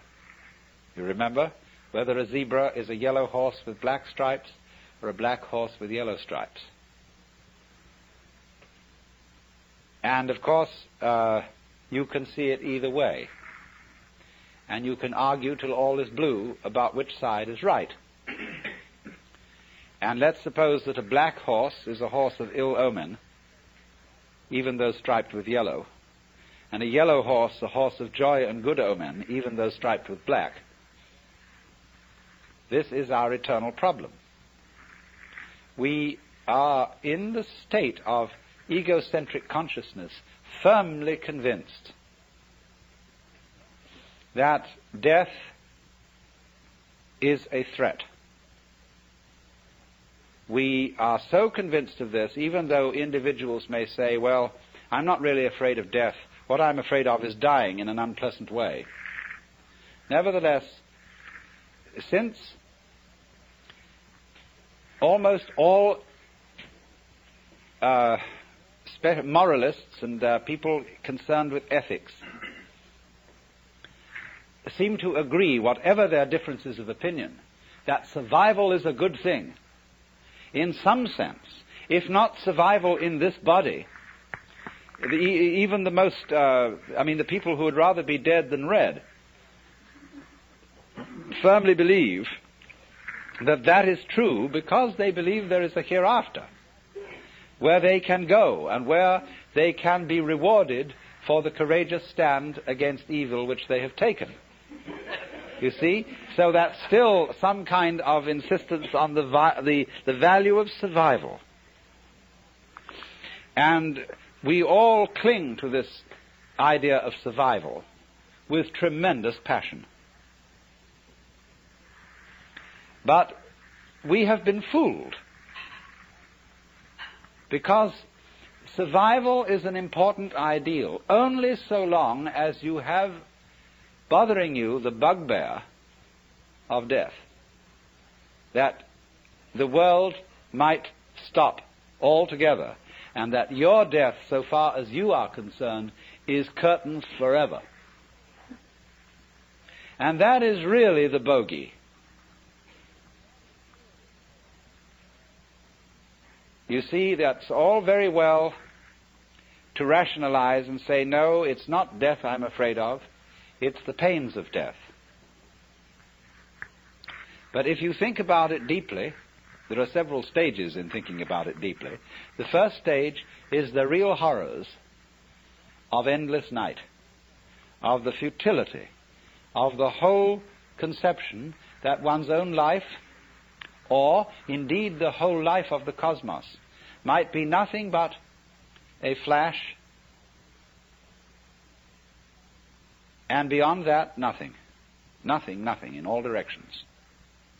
When, for example, we think of the physicist's idea that the universe is running down, that all energy is seeking a stable state.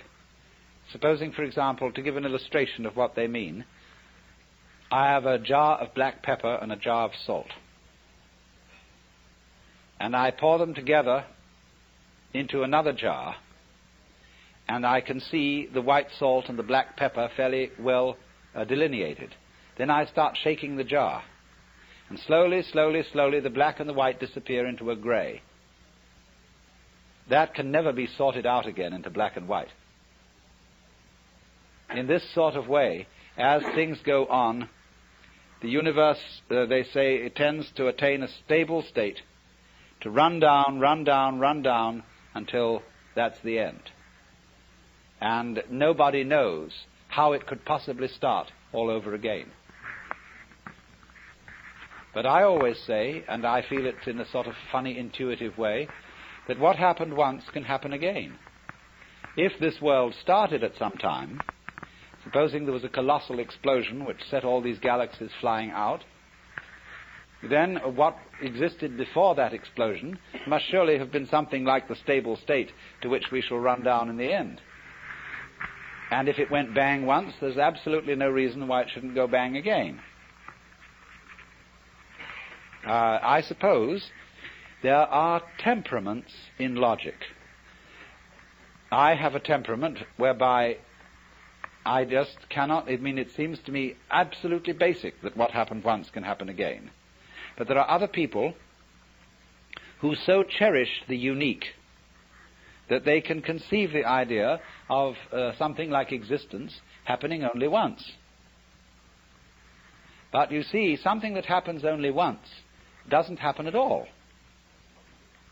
What happens if a given sound consists of only one vibration? What is the upcrest of a wave apart from the downcrest? Can you conceive that? That's the same koan as what is the sound of one hand.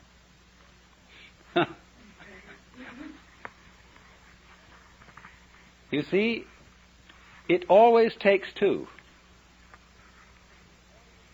You can't have a purely left-sided person. Imagine. So, in this way, just as you can't have just one vibration, it's like the saying, the greatest strength of mind is to eat one peanut. and so it can hardly be done. So there isn't just one vibration and a dit but no da sort of thing. You have to have it do more. So in just the same way, when you magnify this principle, there isn't just one cosmos or one big explosion that starts and stops. All stopping implies starting. Someone just wrote to me, "We haven't parted because we never met."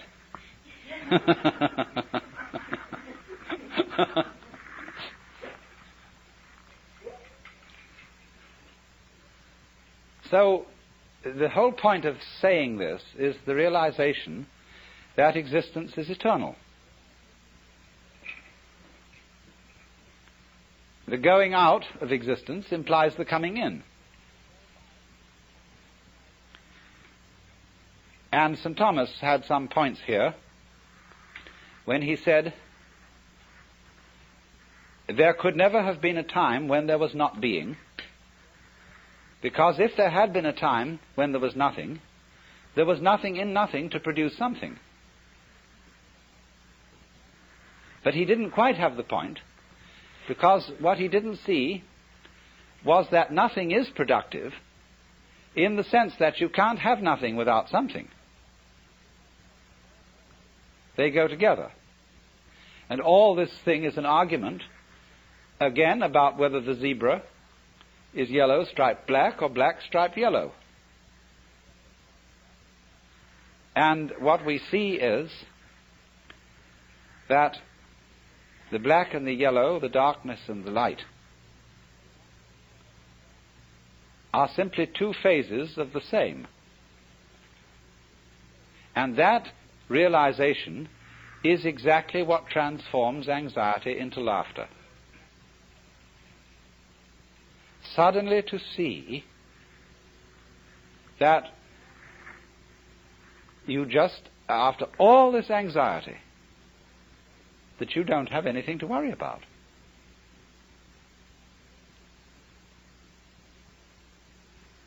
Now, that doesn't mean that there will not in our future lie some extremely painful experiences, or experiences that we would ordinarily interpret as horribly painful. We may all die of ghastly diseases, or of radiation burns, or of unimaginable things. But look here. I very briefly touched on pain yesterday and the way pain is interpreted.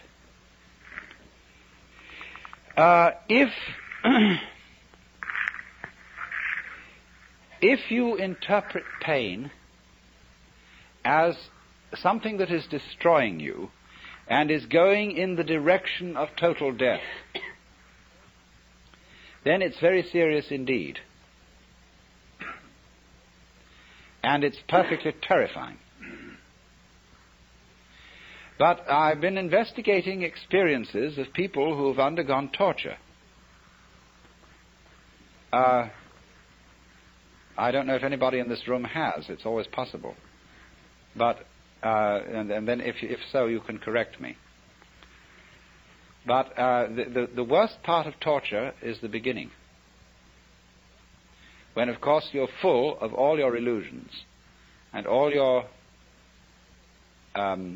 fears about black and white and the terror that black may win.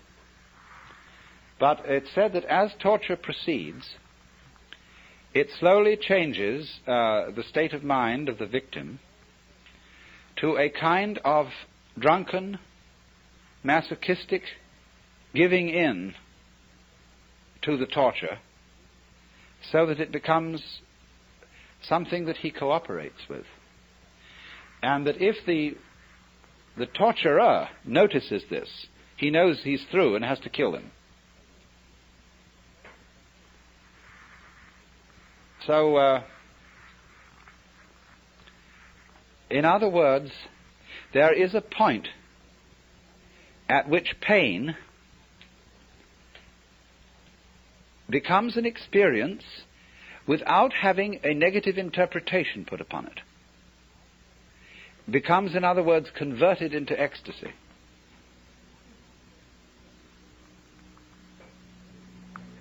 It simply becomes, you see, a way of going through extraordinarily far out sensations which have no meaning.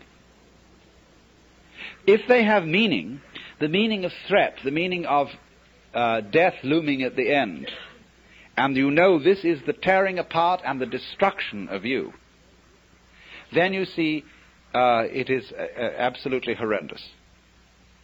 But if it has no meaning at all, just transpose yourself into another dimension to illustrate it, because what the dimension I'm talking about is a very tough one. But let's go back to a simpler one. Let's take sounds. Now, if you lie down and listen to all the goings-on in this area, and you will hear planes moving and cars and foghorns and all kinds of crazy sounds, you see, people this way and that, so on. And you can listen to that and find it very interesting, very beautiful. But if someone were to do what John Cage does and put you in a concert hall with the expectation of hearing music, and by having a purely silent playing of the piano, compel you instead to listen to all the sounds going on around you, you would be shocked and feel that some kind of an avant-garde hoax had been perpetrated. You see, it depends on the set, on the way you approach the experience. Now, you can listen to sounds that are ordinarily considered unpleasant in a totally unprejudiced way. You can listen to discordant musical noises and find them extremely interesting if you listen carefully enough. You can listen to a squalling brat and find it musical. That this child, I'll never forget waking up one morning and listening to a child whining. The child wasn't saying anything. There were no words in it. It was just a plaint. And it wasn't exactly crying. It was a kind of...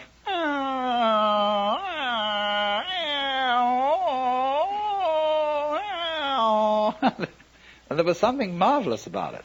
This child's wonderfully articulate protest against some sort of nuisance.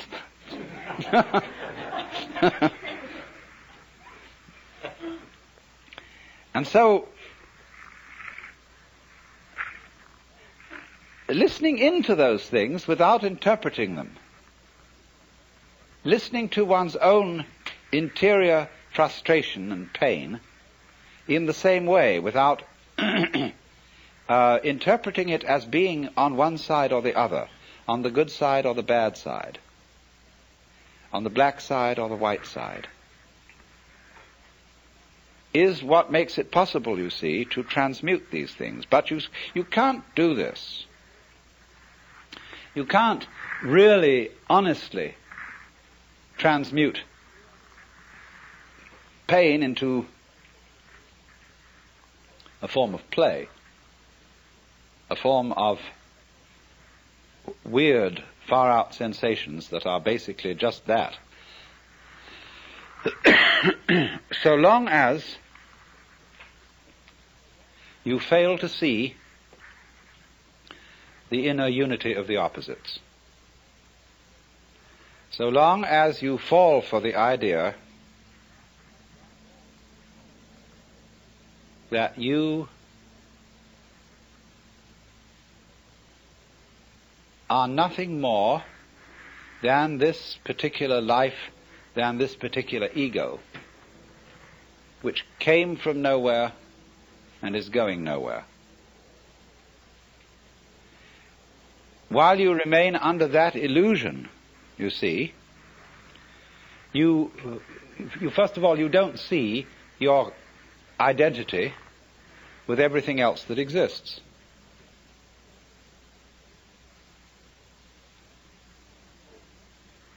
Now, if death then is a joke, I remember the biggest joke on death I ever saw. I mentioned this in my book. We visited the Capuchin friars' crypt in the Via Veneto in Rome. Some of you may have seen it, where there are 3 underground chapels where everything is made of bones. And the altar is made of bones. The pedestals of the altar are all shin bones. And then there are piles of skulls, and the decoration of flowers on the ceiling are ribs alternating with vertebrae. And the vertebrae are the flowers, and the ribs curl this way, curl this way, curl this way, are the twining stems. And the whole thing is bones, and they have even a few full intact skeletons dressed in monks' robes standing on either side of these altars. It's the craziest thing you ever saw. And then when you have seen it and you come out, there is a little friar with a beard taking your offering at the top of the steps. And he had a funny, wicked gleam in his eye. And one could see that this was a joke. The whole thing was a joke. It was constructed by people who had somehow overcome the fear of death. You couldn't possibly have such a thing as that. And so I was fascinated by it because I thought that on the day of the resurrection there's going to be a tremendous scuffle fitting all those bones together and everybody getting up the stairs for the last judgment. Well,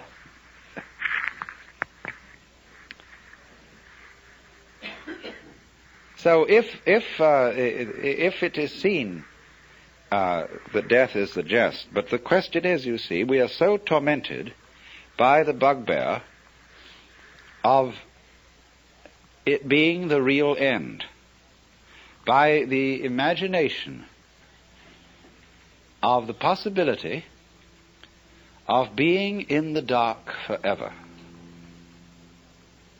Now, you really must think this through, because it is a pure delusion.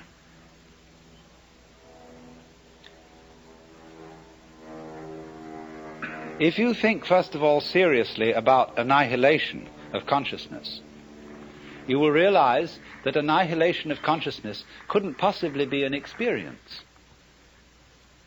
But being in the dark forever could be an experience. I mean, supposing you were buried alive and somehow you were immortal, but you had to stay shut up in a tomb for always and always and always. That would be pretty grim.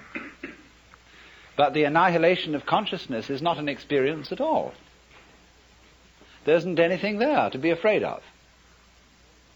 So if that's what's going to happen, there's nothing to worry about, I assure you. But on the other hand, if you think about it longer, about a state of eternal just not being at all, you know, you realize that nature abhors a vacuum. And that since, just as the universe happened once, it can happen again, since you were born once, you know, it did happen, really. Well, it can happen again. Only the next you won't remember the one now, just as the one now doesn't remember the one before. Not because you've forgotten, but because memory is transmitted along certain channels. It requires the vehicle of brains, for example. It requires books and other records to maintain it.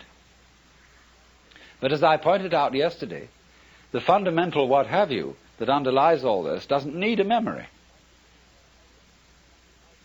It doesn't need to store memories.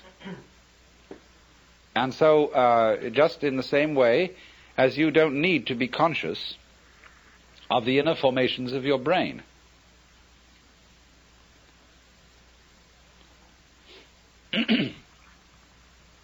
Also, I mean, here I'm talking speculatively. also there are curious connections where we don't see any. That is to say, the interval between events is not insignificant. Just as you don't hear melody unless you hear the interval between tones. It's the interval that counts. So in the same way, blank intervals between successive manifestations of the universe, and blank intervals between your forgetting who you are altogether and dying, and someone suddenly becoming a baby. The blank intervals are not insignificant. Every painter knows, every architect knows, that the space around an object or inside an object is just as important as the object. That, again, is the fact. If you don't notice the importance of intervals, and you don't notice the importance of space, it is as if you had settled on the carpet here for the black design being the thing, and the white background as having no significance. So what about the inside of this room? What about the shape of space that it encloses? We would say this is nothing more than a certain quantity of air. But don't you see that the distance, the space between that wall and this window is life room? That is not nothing. That it's just as important. It comes into being at the same moment as the walls come into being. It connects them. And so likewise the space between our planet and other planets is not insignificant. So once you see that intervals of apparent nothingness are significant intervals, that their size makes all the difference to what's happening. When the intervals between dits are short, the note is high. When the intervals between the dits are long, the note is low or large, the high being little. See, why do we say high and low as distinct from little and big? Big instruments make big noises, little instruments make tiny noises. But at any rate, it's the interval that's important. So then, once you see the importance of the interval, you have seen that the white is as important as the black, or the other way round if you want to change your analogy. Do you see how you can switch these analogies? In one case, the white can be the nothing, the unimportant, whereas the black is the mark somebody made with a crayon. Or the other way round, the black can be the darkness, and the white is the flash of lightning that appears in the darkness. Change your analogy. It's like saying, once we used to say about high matters, high matters, lofty thoughts. But now we don't. It's more fashionable to say deep matters and profound thoughts. Someone was telling me yesterday in the group here that they were going to an Indian village in New Mexico where they had Christianity, but when the speaker referred to Jesus and God and so on, he pointed down all the time. Because, you see, he felt that things grew up like this from below, whereas, of course, the ancient cults out of which the Jewish and Christian religions grew had the idea that the life of the sun and the rain came down from the heavens and fertilized the feminine earth, which then responded. But these things keep changing. because you can keep switching your point of view. You can see the black as the design against the white background, and the white as the design against the black background, and you can flip back and forth, back and forth, back and forth. And the more you do that, the more you realize that the pairs go together. Anxiety is the state of trying not to flip. All life is flipping. It's called its flip-flop ability, is the condition of life. This way and that way. When you're trying to resist flip-flop ability, you're anxious. You see? When you push against it, it throbs in a way that you interpret as fear. And all rigid personalities, people who can't swing, who have no movement in their hips, as it were, psychologically, they are resisting flip-flop ability. But when you understand flip-flop ability, and that this is the way things are, then you laugh, because that is the big flip-flop.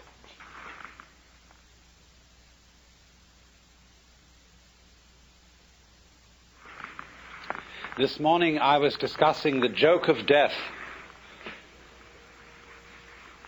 and the principal point that I was making was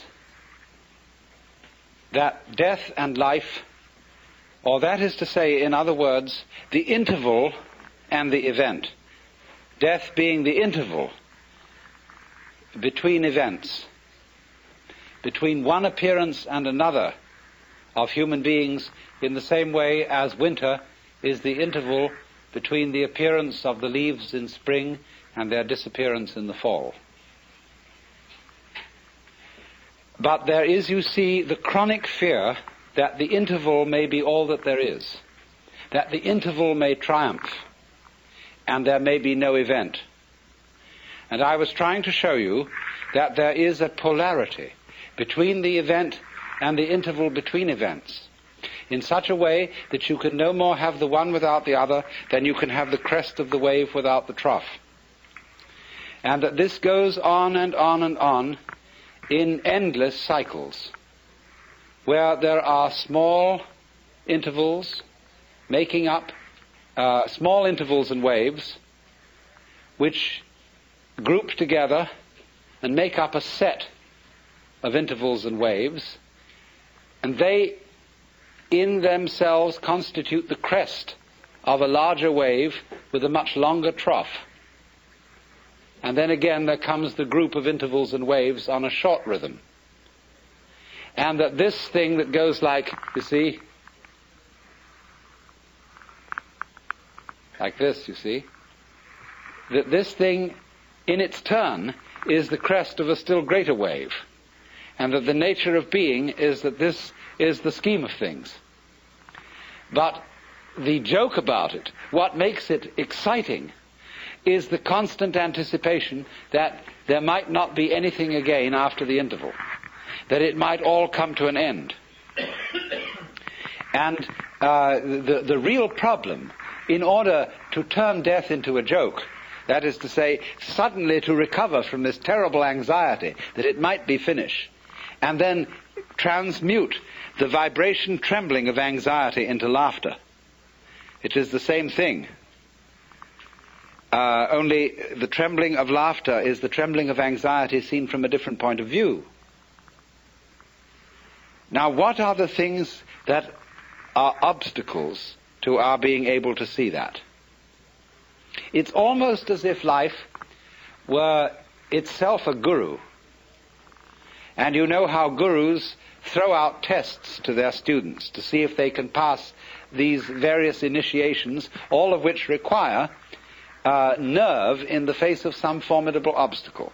All fairy stories are full of this.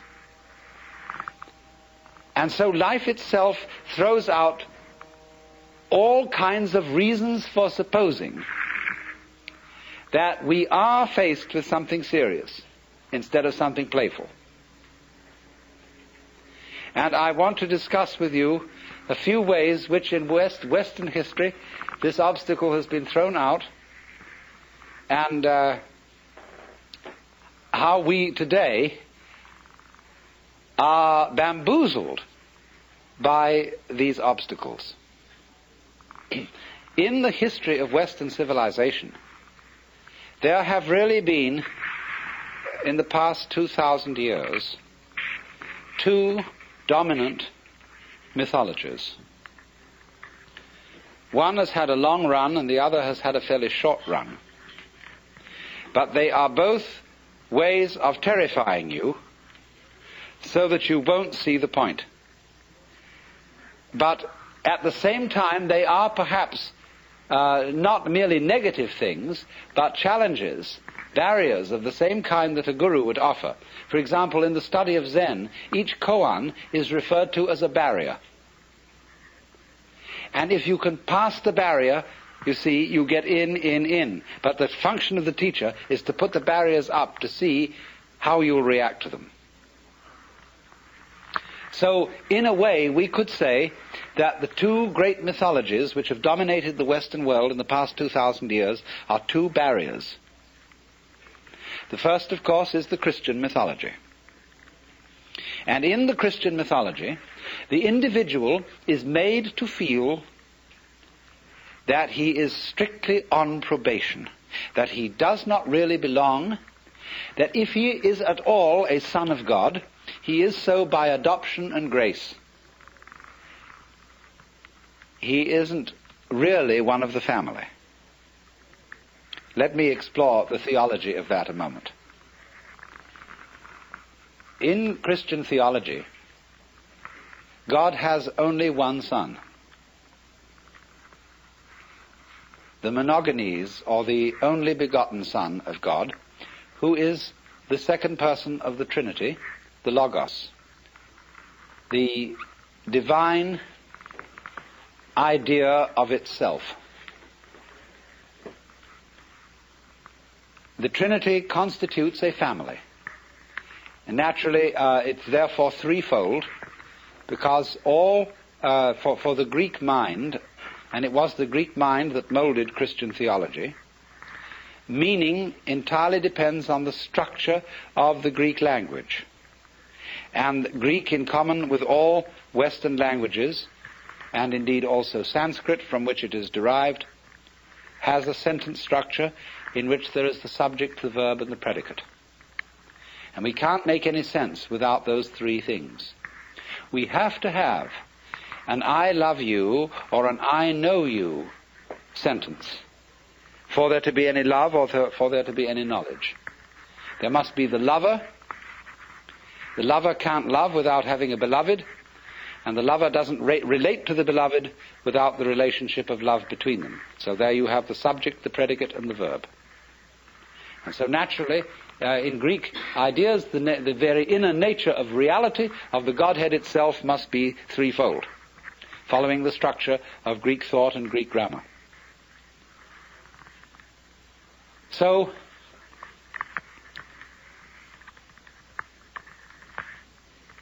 in this way, the inner life of the Godhead is completely self-sufficient. There is the Son, the object of God's love, so that God doesn't need any created world of finite beings as the necessary object of his love, so that he can be love. You see? So then, the created world is something extraneous. It's something that the Lord threw off in a fit of exuberance. And although it is very much beloved by him, he doesn't in any way depend on it. He, in a sense, fathered it, but he fathered it out of nothing. It had no true mother. And so, in a way, it's an orphan. And the relationship between the Creator and the creature in popular Christianity has always been the relationship between the king and the subject. And the relationship between the king and the subject is very, very estranged, because the king, in the archetypes of kingship, which existed in the Near East in ancient times and upon which this theological imagery was originally modeled. The king was really afraid. He always appeared in the throne room with his back to the wall.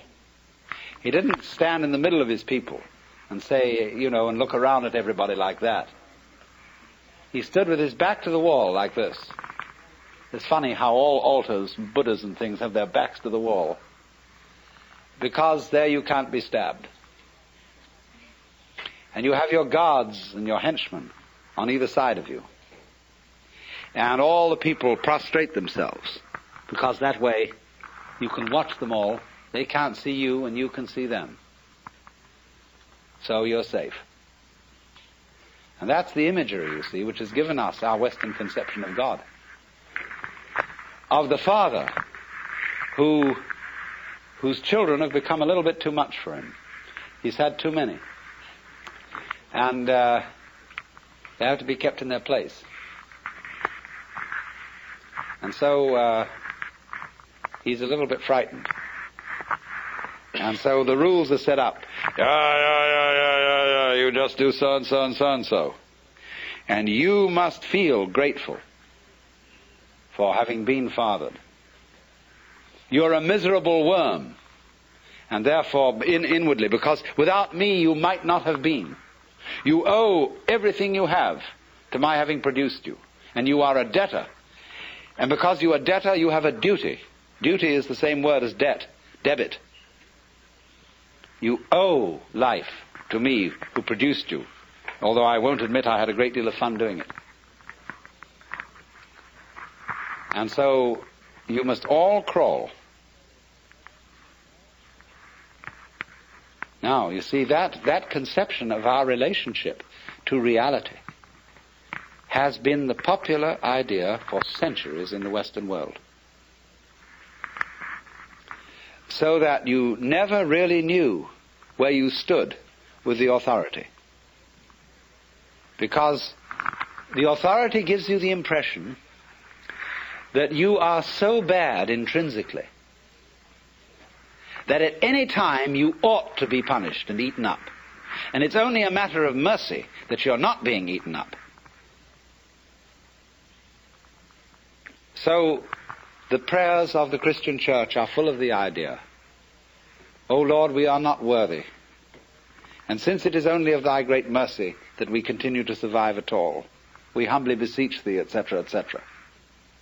Imagine going around with that feeling about the nature of reality, that it is watching you all the time, that you're always on probation, like a released prisoner.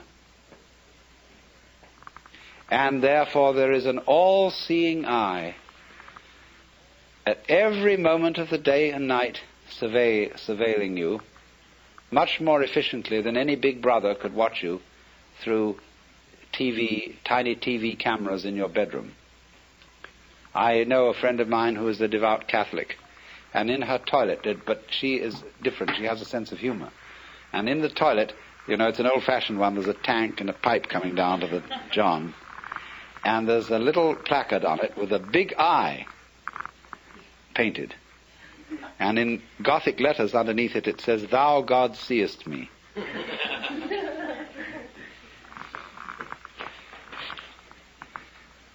So always, everywhere, according to this mythology, there is the eye of the paternal judge watching you. Now, what can you do with a situation like that? If that's the way things really are, you don't know whether this Lord has a sense of humor, and whether you can say to him, hey, look, don't take such an advantage of me like that. Turn down that light a little. Close off your eyes sometimes. You don't need to be all that particular. You know I can't do anything to you. I can't knock you over. Why do you need to bug me all the time? The sort of attitude is too much. And so people couldn't stand it. 600 years of it was enough. And it became intolerable. Really intolerable. Because everybody knew they were sinners and that they were doing all the things against the rules in the book, and nobody could possibly put up with it. So the only thing they could do to relieve themselves of this horrible father figure was to make out that the universe didn't have a father at all. That it was really an orphan. Not even virgin born. It didn't even have a mother. In other words, in order to escape from the mythology of a conception of ultimate reality, which was much too intelligent and much too nosy, people had to invent a conception of the ultimate reality that was completely banal and dead. So the second Western mythology is the mythology of the mechanical universe, which is a fluke emerging from a process of absolutely blind energy. And you must notice the language in which the great thinkers of the 19th century thought about the world. Freud, for the basic psychic energy, used the word libido, which in 19th century Vienna was exceedingly uncomplimentary. Libido. Blind lust. And so in the same way, the science philosophers of the 19th century talked about the world as being based on brute force, unintelligent energy, and worked out a conception of man as a really rather unfortunate natural fluke. Consciousness, reason, and indeed also the passions and feelings and desires of the human heart were nothing but the end product of a roulette wheel of natural selection. It's the most curious paradox that those philosophers of the 19th century who denied the supernatural origin of man and who insisted that man is simply a part of nature, one of the members of nature, nevertheless set up a state of alienation between man and nature without precedent. I am a part of nature. I am something that nature fluked into being, but nevertheless this fluke is something that nature doesn't care about. It doesn't care about my ego and its future. All that is important to nature is the species. The individual is irrelevant.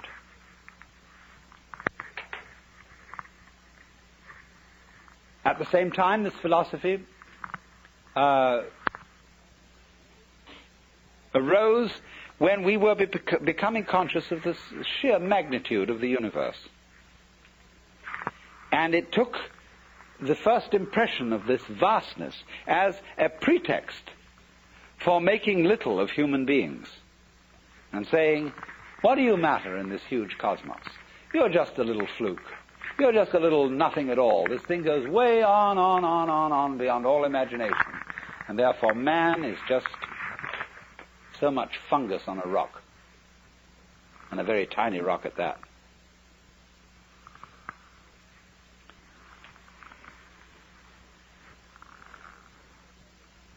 In other words,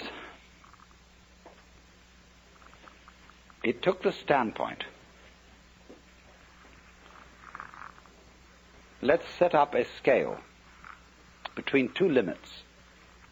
And this is the traditional Western opposition. On the one end of the scale to the left here, you have matter, the inert, the clay put into shape by the potter.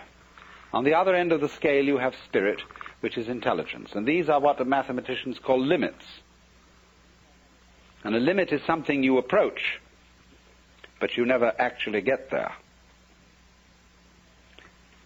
Now, what the 19th century mythology did was to think of all things towards the limit called matter. It said, in effect, there is this dead material stuff. It is energetic, but the energy is unintelligent.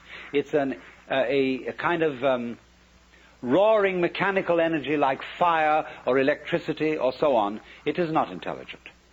And everything is really that.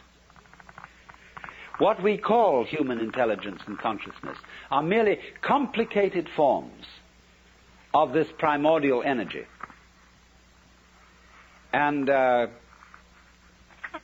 they are nothing but that. In the same way, we are evolved from lower orders of animals. And I can trace my ancestry to a protoplasmal globule, Pooh-Bah says. And, that's what you really are. You're only a complicated protoplasmal globule. Now, do you see the intent behind this mythology? The intent is to deprecate. The intent is, as we say now, to put down the human being, because the human being felt that hitherto he had been put up too far in the wrong way. You are a child of God, and the Lord loves you very dearly, but, that's just insufferable, to be put up in that way. You have an immortal soul. Your life is endless, but it can very well turn out to be a life of endless agony when you fry in hell. And that was a very serious threat to both Protestants and Catholics. And so it's much better, much more comfortable to have a dead universe than a living universe so everlastingly threatening. So then, the mythology of the 19th century, under which most of us still operate, because we operate under it because it has become so plausible. The science out of which this mythology arose has been so effective, it has produced such a marvelous splash of technological marvels, that its point of view, or the point of view of those scientists who started the whole thing going, has become amazingly persuasive and convincing. After all, if I can reach into your brain with a very, very subtle instrument, and I can poke about inside and press there, and suddenly, on a certain point when I press it, a world of memory comes to life so vividly that you see it before your very eyes. I remove the instrument, it vanishes. I touch another place. You experience intense pleasure, absolutely unbelievable pleasure. I remove it, the sensation vanishes. Every time I touch inside, you get a sensation externally of intense reality. And I say, after all, I was only just pushing things in your brain. You see what a push-button thing you are? That's it. I can just poke around and you can see anything. But all that's happening is I'm putting a little electrode or something on certain parts of your brain. That's all you are, poor fish. You're just that kind of a sensitive sponge inside your head bone. Well, that gets very persuasive, you see. And people are therefore in a position, they are prejudiced to favor a mythology that will make out that you are, after all, nothing but something or other. Nothing but a kind of complicated neurological jello. And that point of view, as I said, has become enormously convincing. It's plausible today, whereas the old point of view of God the Father and all the angels isn't plausible. It seems kind of weird in relation to what we know about the state of the universe. Now, what we have to see is that both of these points of view are equally mythological. And there's no more reason to take one than the other. And that what these points of view reflect are nothing other than certain attitudes to living. Now you see, if you want to live in a way that always is saying, I think that life is disgusting. Supposing you want to deny being, then you can always describe it in ways that are offensive. You can always say playing the violin is just scraping cat's entrails with horsehair. That puts it down, and you say, and you say people who play golf, they're a bunch of idiots who go out on take a walk, and they hit a stupid little ball with sticks. Or that people who like music are just a bunch of idiots who sit around and go out of their minds listening to a lot of complicated noises. See, there's always a way of talking about something to make it sound terrible. Equally, there's a way of talking about something to make it sound great. Now, what do you want to do? Do you want to live your life in such a way that you're always saying to it, do you want to? Is that a good way to conduct things? Or do you want to live your life in such a way that you say, come on, let's go. You see, let's swing this thing. On the one hand, you see, you're always in tension against it. Do you remember I pointed out to you in this morning that the person who's anxious, constantly anxious, is the person who is resisting the flip-flopability of things.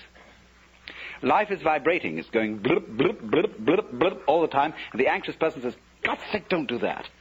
Because, you might do it too much. I don't want to blip like this. It makes me feel nervous. Stop it.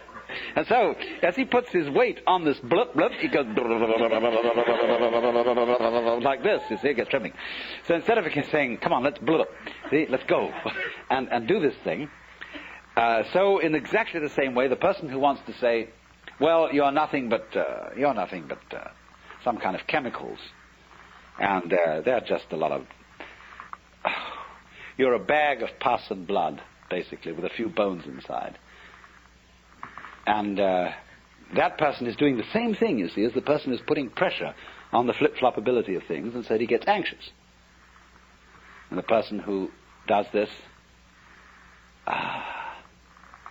he wants to say, he's always, look, think about your friends and the people who are philosophical and enthusiastic materialists. They're always going to pose themselves as a certain kind of hero. After all, you're just a dreamer, but I face facts. See? I'm a hard-headed realist. And I'm as a matter of fact, I'm an intellectual porcupine. I have my prickles out all over the place. Because I'm the kind of person who, in the academic world at any rate, is full of rigor. I ask, what precisely is the evidence about this? And I'm analytical. And I'm believe in I don't like woolly and vague thinking. I like it clear cut, and you can see that porcupine's bristle going right through like that. See, well, this is a personality type who wants to play that role, whose message in saying all this jazz is, I'm the kind of person who is all dry as a bone. But I believe that is strength. And that's reality. And another kind of person says to him, oh, you are intolerable. You're so dry, you're so dull. You rattle. You don't have any juice in you. And what we need is juice. And we need flow. We need lilt and rhythm and gaiety, you see. So that's an opposed mythology. And that's another character part you're going to play. But so we've got to consider these are games. you see? As I tried to show you earlier. The kind of roles we play are the kind of games we play. So, but the question is, which is the optimal game? Certainly we can't do without some prickly people, because life is prickles and goo. And it's basically gooey prickles and prickly goo, but the gooey people are always trying to make out that it's only goo, and the prickly people are always trying to make out it's only prickles. Now we do need both, see? But the question is fundamentally, which game works better?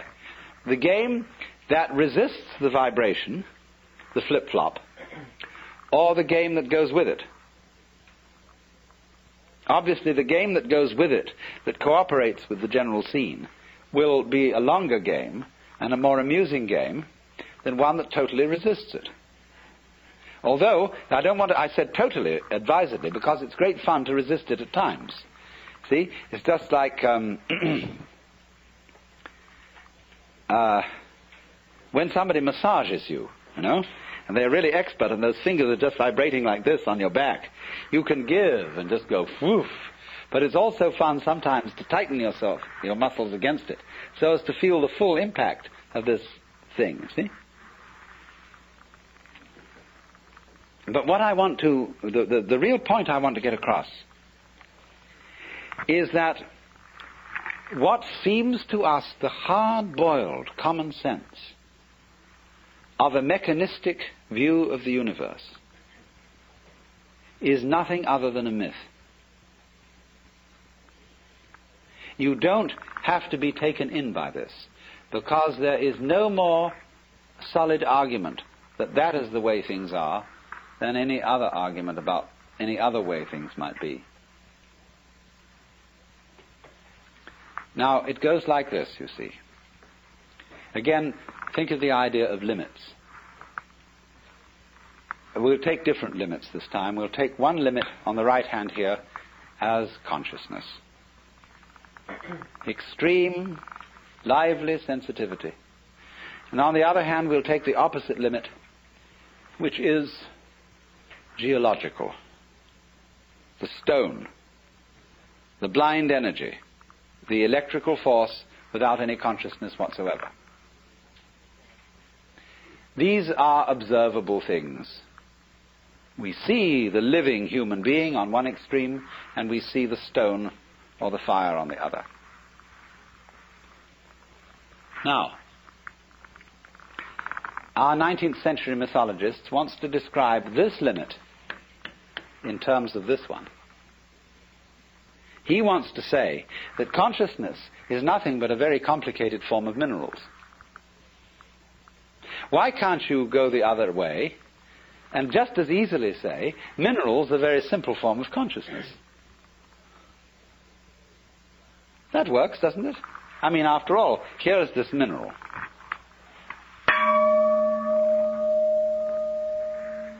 I knock it, and it says that to me. This is a rudimentary form of consciousness.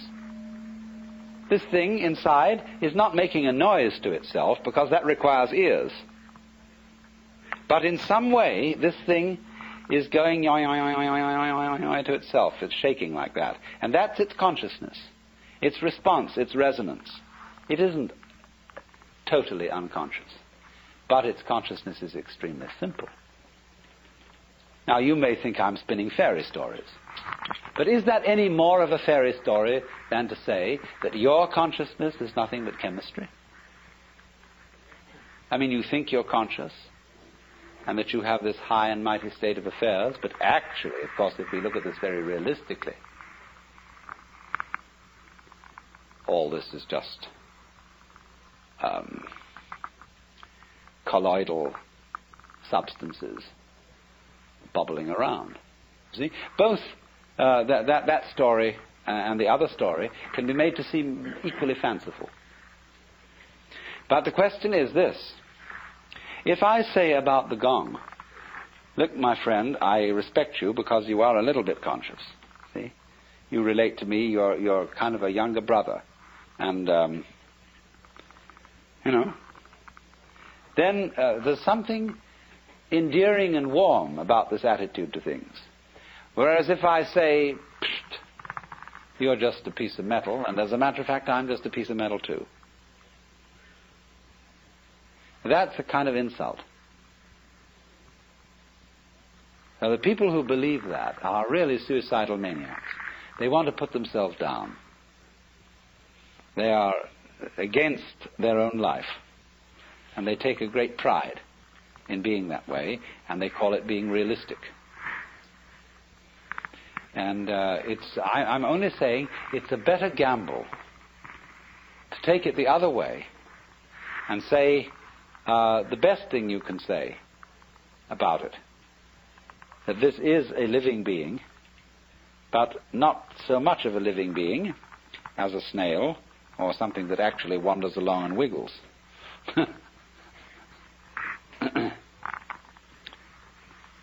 So you see, the pressure upon us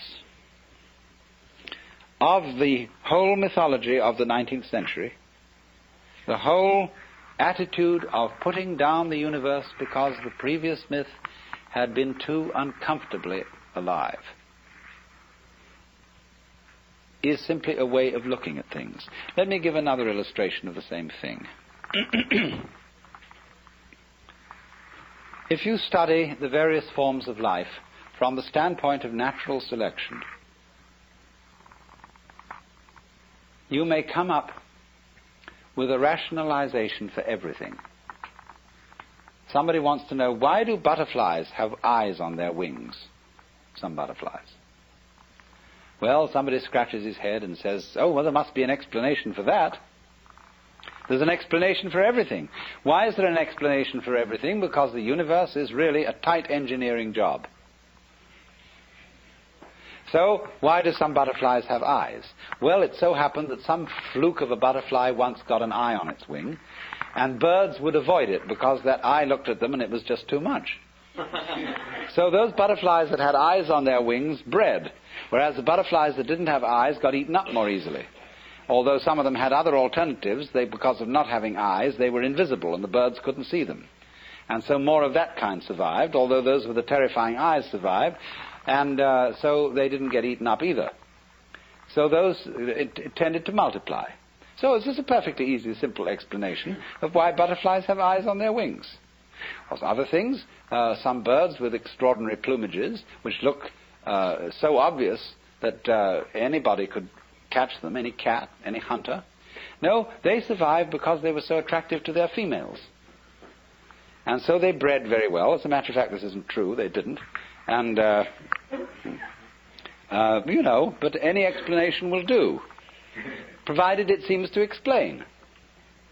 Now, that is one way of looking at things. You can make an extremely consistent theory for the different kind of species of flowers and birds and insects and all their markings and so on, just why they have them. But on the other hand, you can equally well explain it in a completely different way. You can say, it would be exceedingly dreary if there were nothing but one uniform type of life. Supposing there had never been anything but amoebas, and there were just globules, and they divided, and then they divided again, and then they divided again. That could have gone on, and it could have been terribly efficient, because the minute you went to hit an amoeba, you would strike it, but suddenly find you'd killed only one of them because it split just before you hit. It's a marvelous arrangement. And they could split very fast. You could suddenly go at another with two hammers, hoping to catch both amoebas, but suddenly they split, and there were 8 of them before you knew where you were. That would be fine. But actually, the reason why there is all this colossal variety and all these patterns on butterflies' wings is that nature is a poet and is simply having a wonderful time making all this variety and doing all these various things. And that explanation is just as plausible as the efficient explanation. You see, the philosophy is to a large extent a matter of taste. What sort of explanations suit your personality? If you're an anal retentive type and rather tight, then you like the efficient explanation. On the other hand, if you're an effusive type, you like the poetic explanation.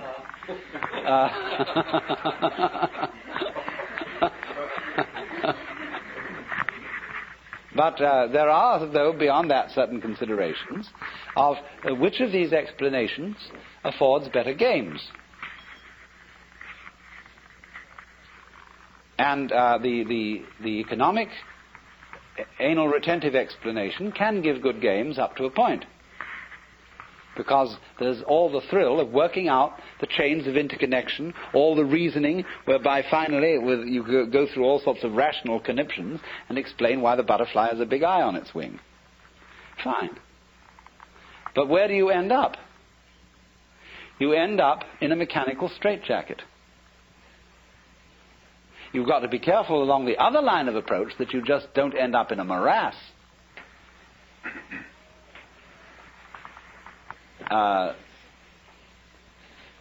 You could do that. So you look for a middle way. But the point that emerges from all this is don't be bamboozled into fearing that the black will win, because the white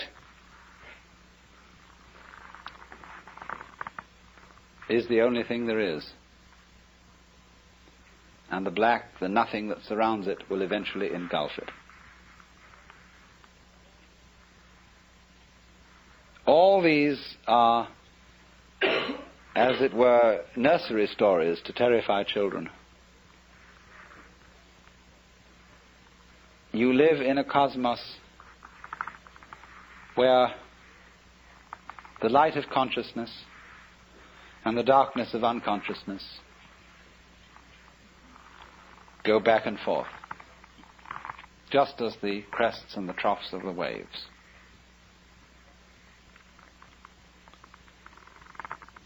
And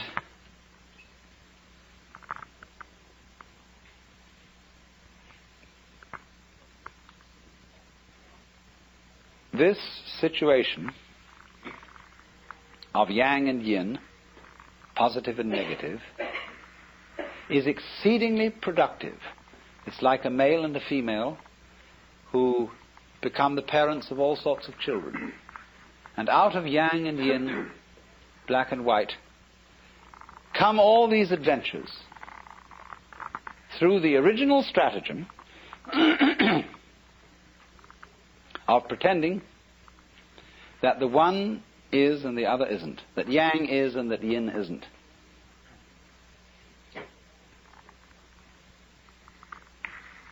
Both have equally good arguments on their side, and one now wins and the other now wins.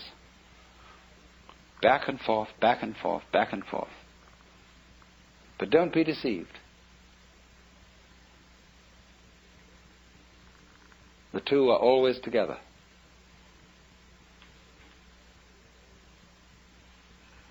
And the thing that you most fear, the awful, awful thing that could happen, think it through. What could that be? What could the very end be? What is it that you dread?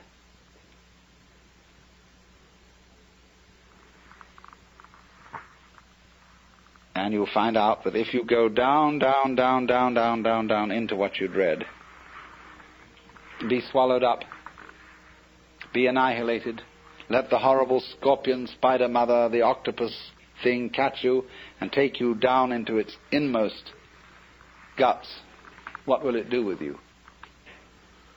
Why, it'll transform you into itself. And then when you are it, as I said, every creature feels like it's a human being. Because after all, that's I. So fish, when they've eaten up something, and that thing has become them, and then the fish looks around and says, gee, that was a good dinner. And it feels human. And the fish looks around and it sees things that aren't fish, and they look like cows and human beings wandering around there. They look like predatory monsters of some kind. Awful looking things. ghastly teeth, and weird, inhumane arms and legs on them. Not nice, orderly fins and tails and beautiful scales on the side, like a really good person should look. See? So, you know, this thing of death and of being transformed is where our life reaches a certain point where it has to go bloop. And in the moment you go bloop, you forget. You lose control, you see. That's the sensation. When control is going, you're just on the verge of the crisis where it's going to go bloop. And you say, well, where was I? Gee, this is strange. I'm alive. I don't remember where I was before. That's the sensation of coming to birth. And you grow and grow and you become more familiar with this and more familiar. When you're completely familiar, it goes bloop. And you're new all over again. See? It's quite different.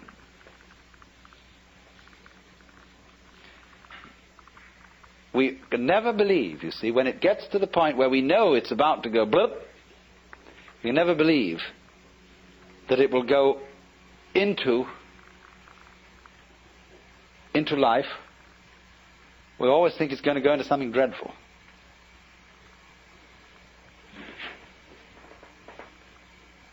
But you see, once you know, it's going to keep flipping. And the only thing is to go with that flip. See, get ready to go. Are you ready? Boop. Then you can laugh. Because you know there's no way out.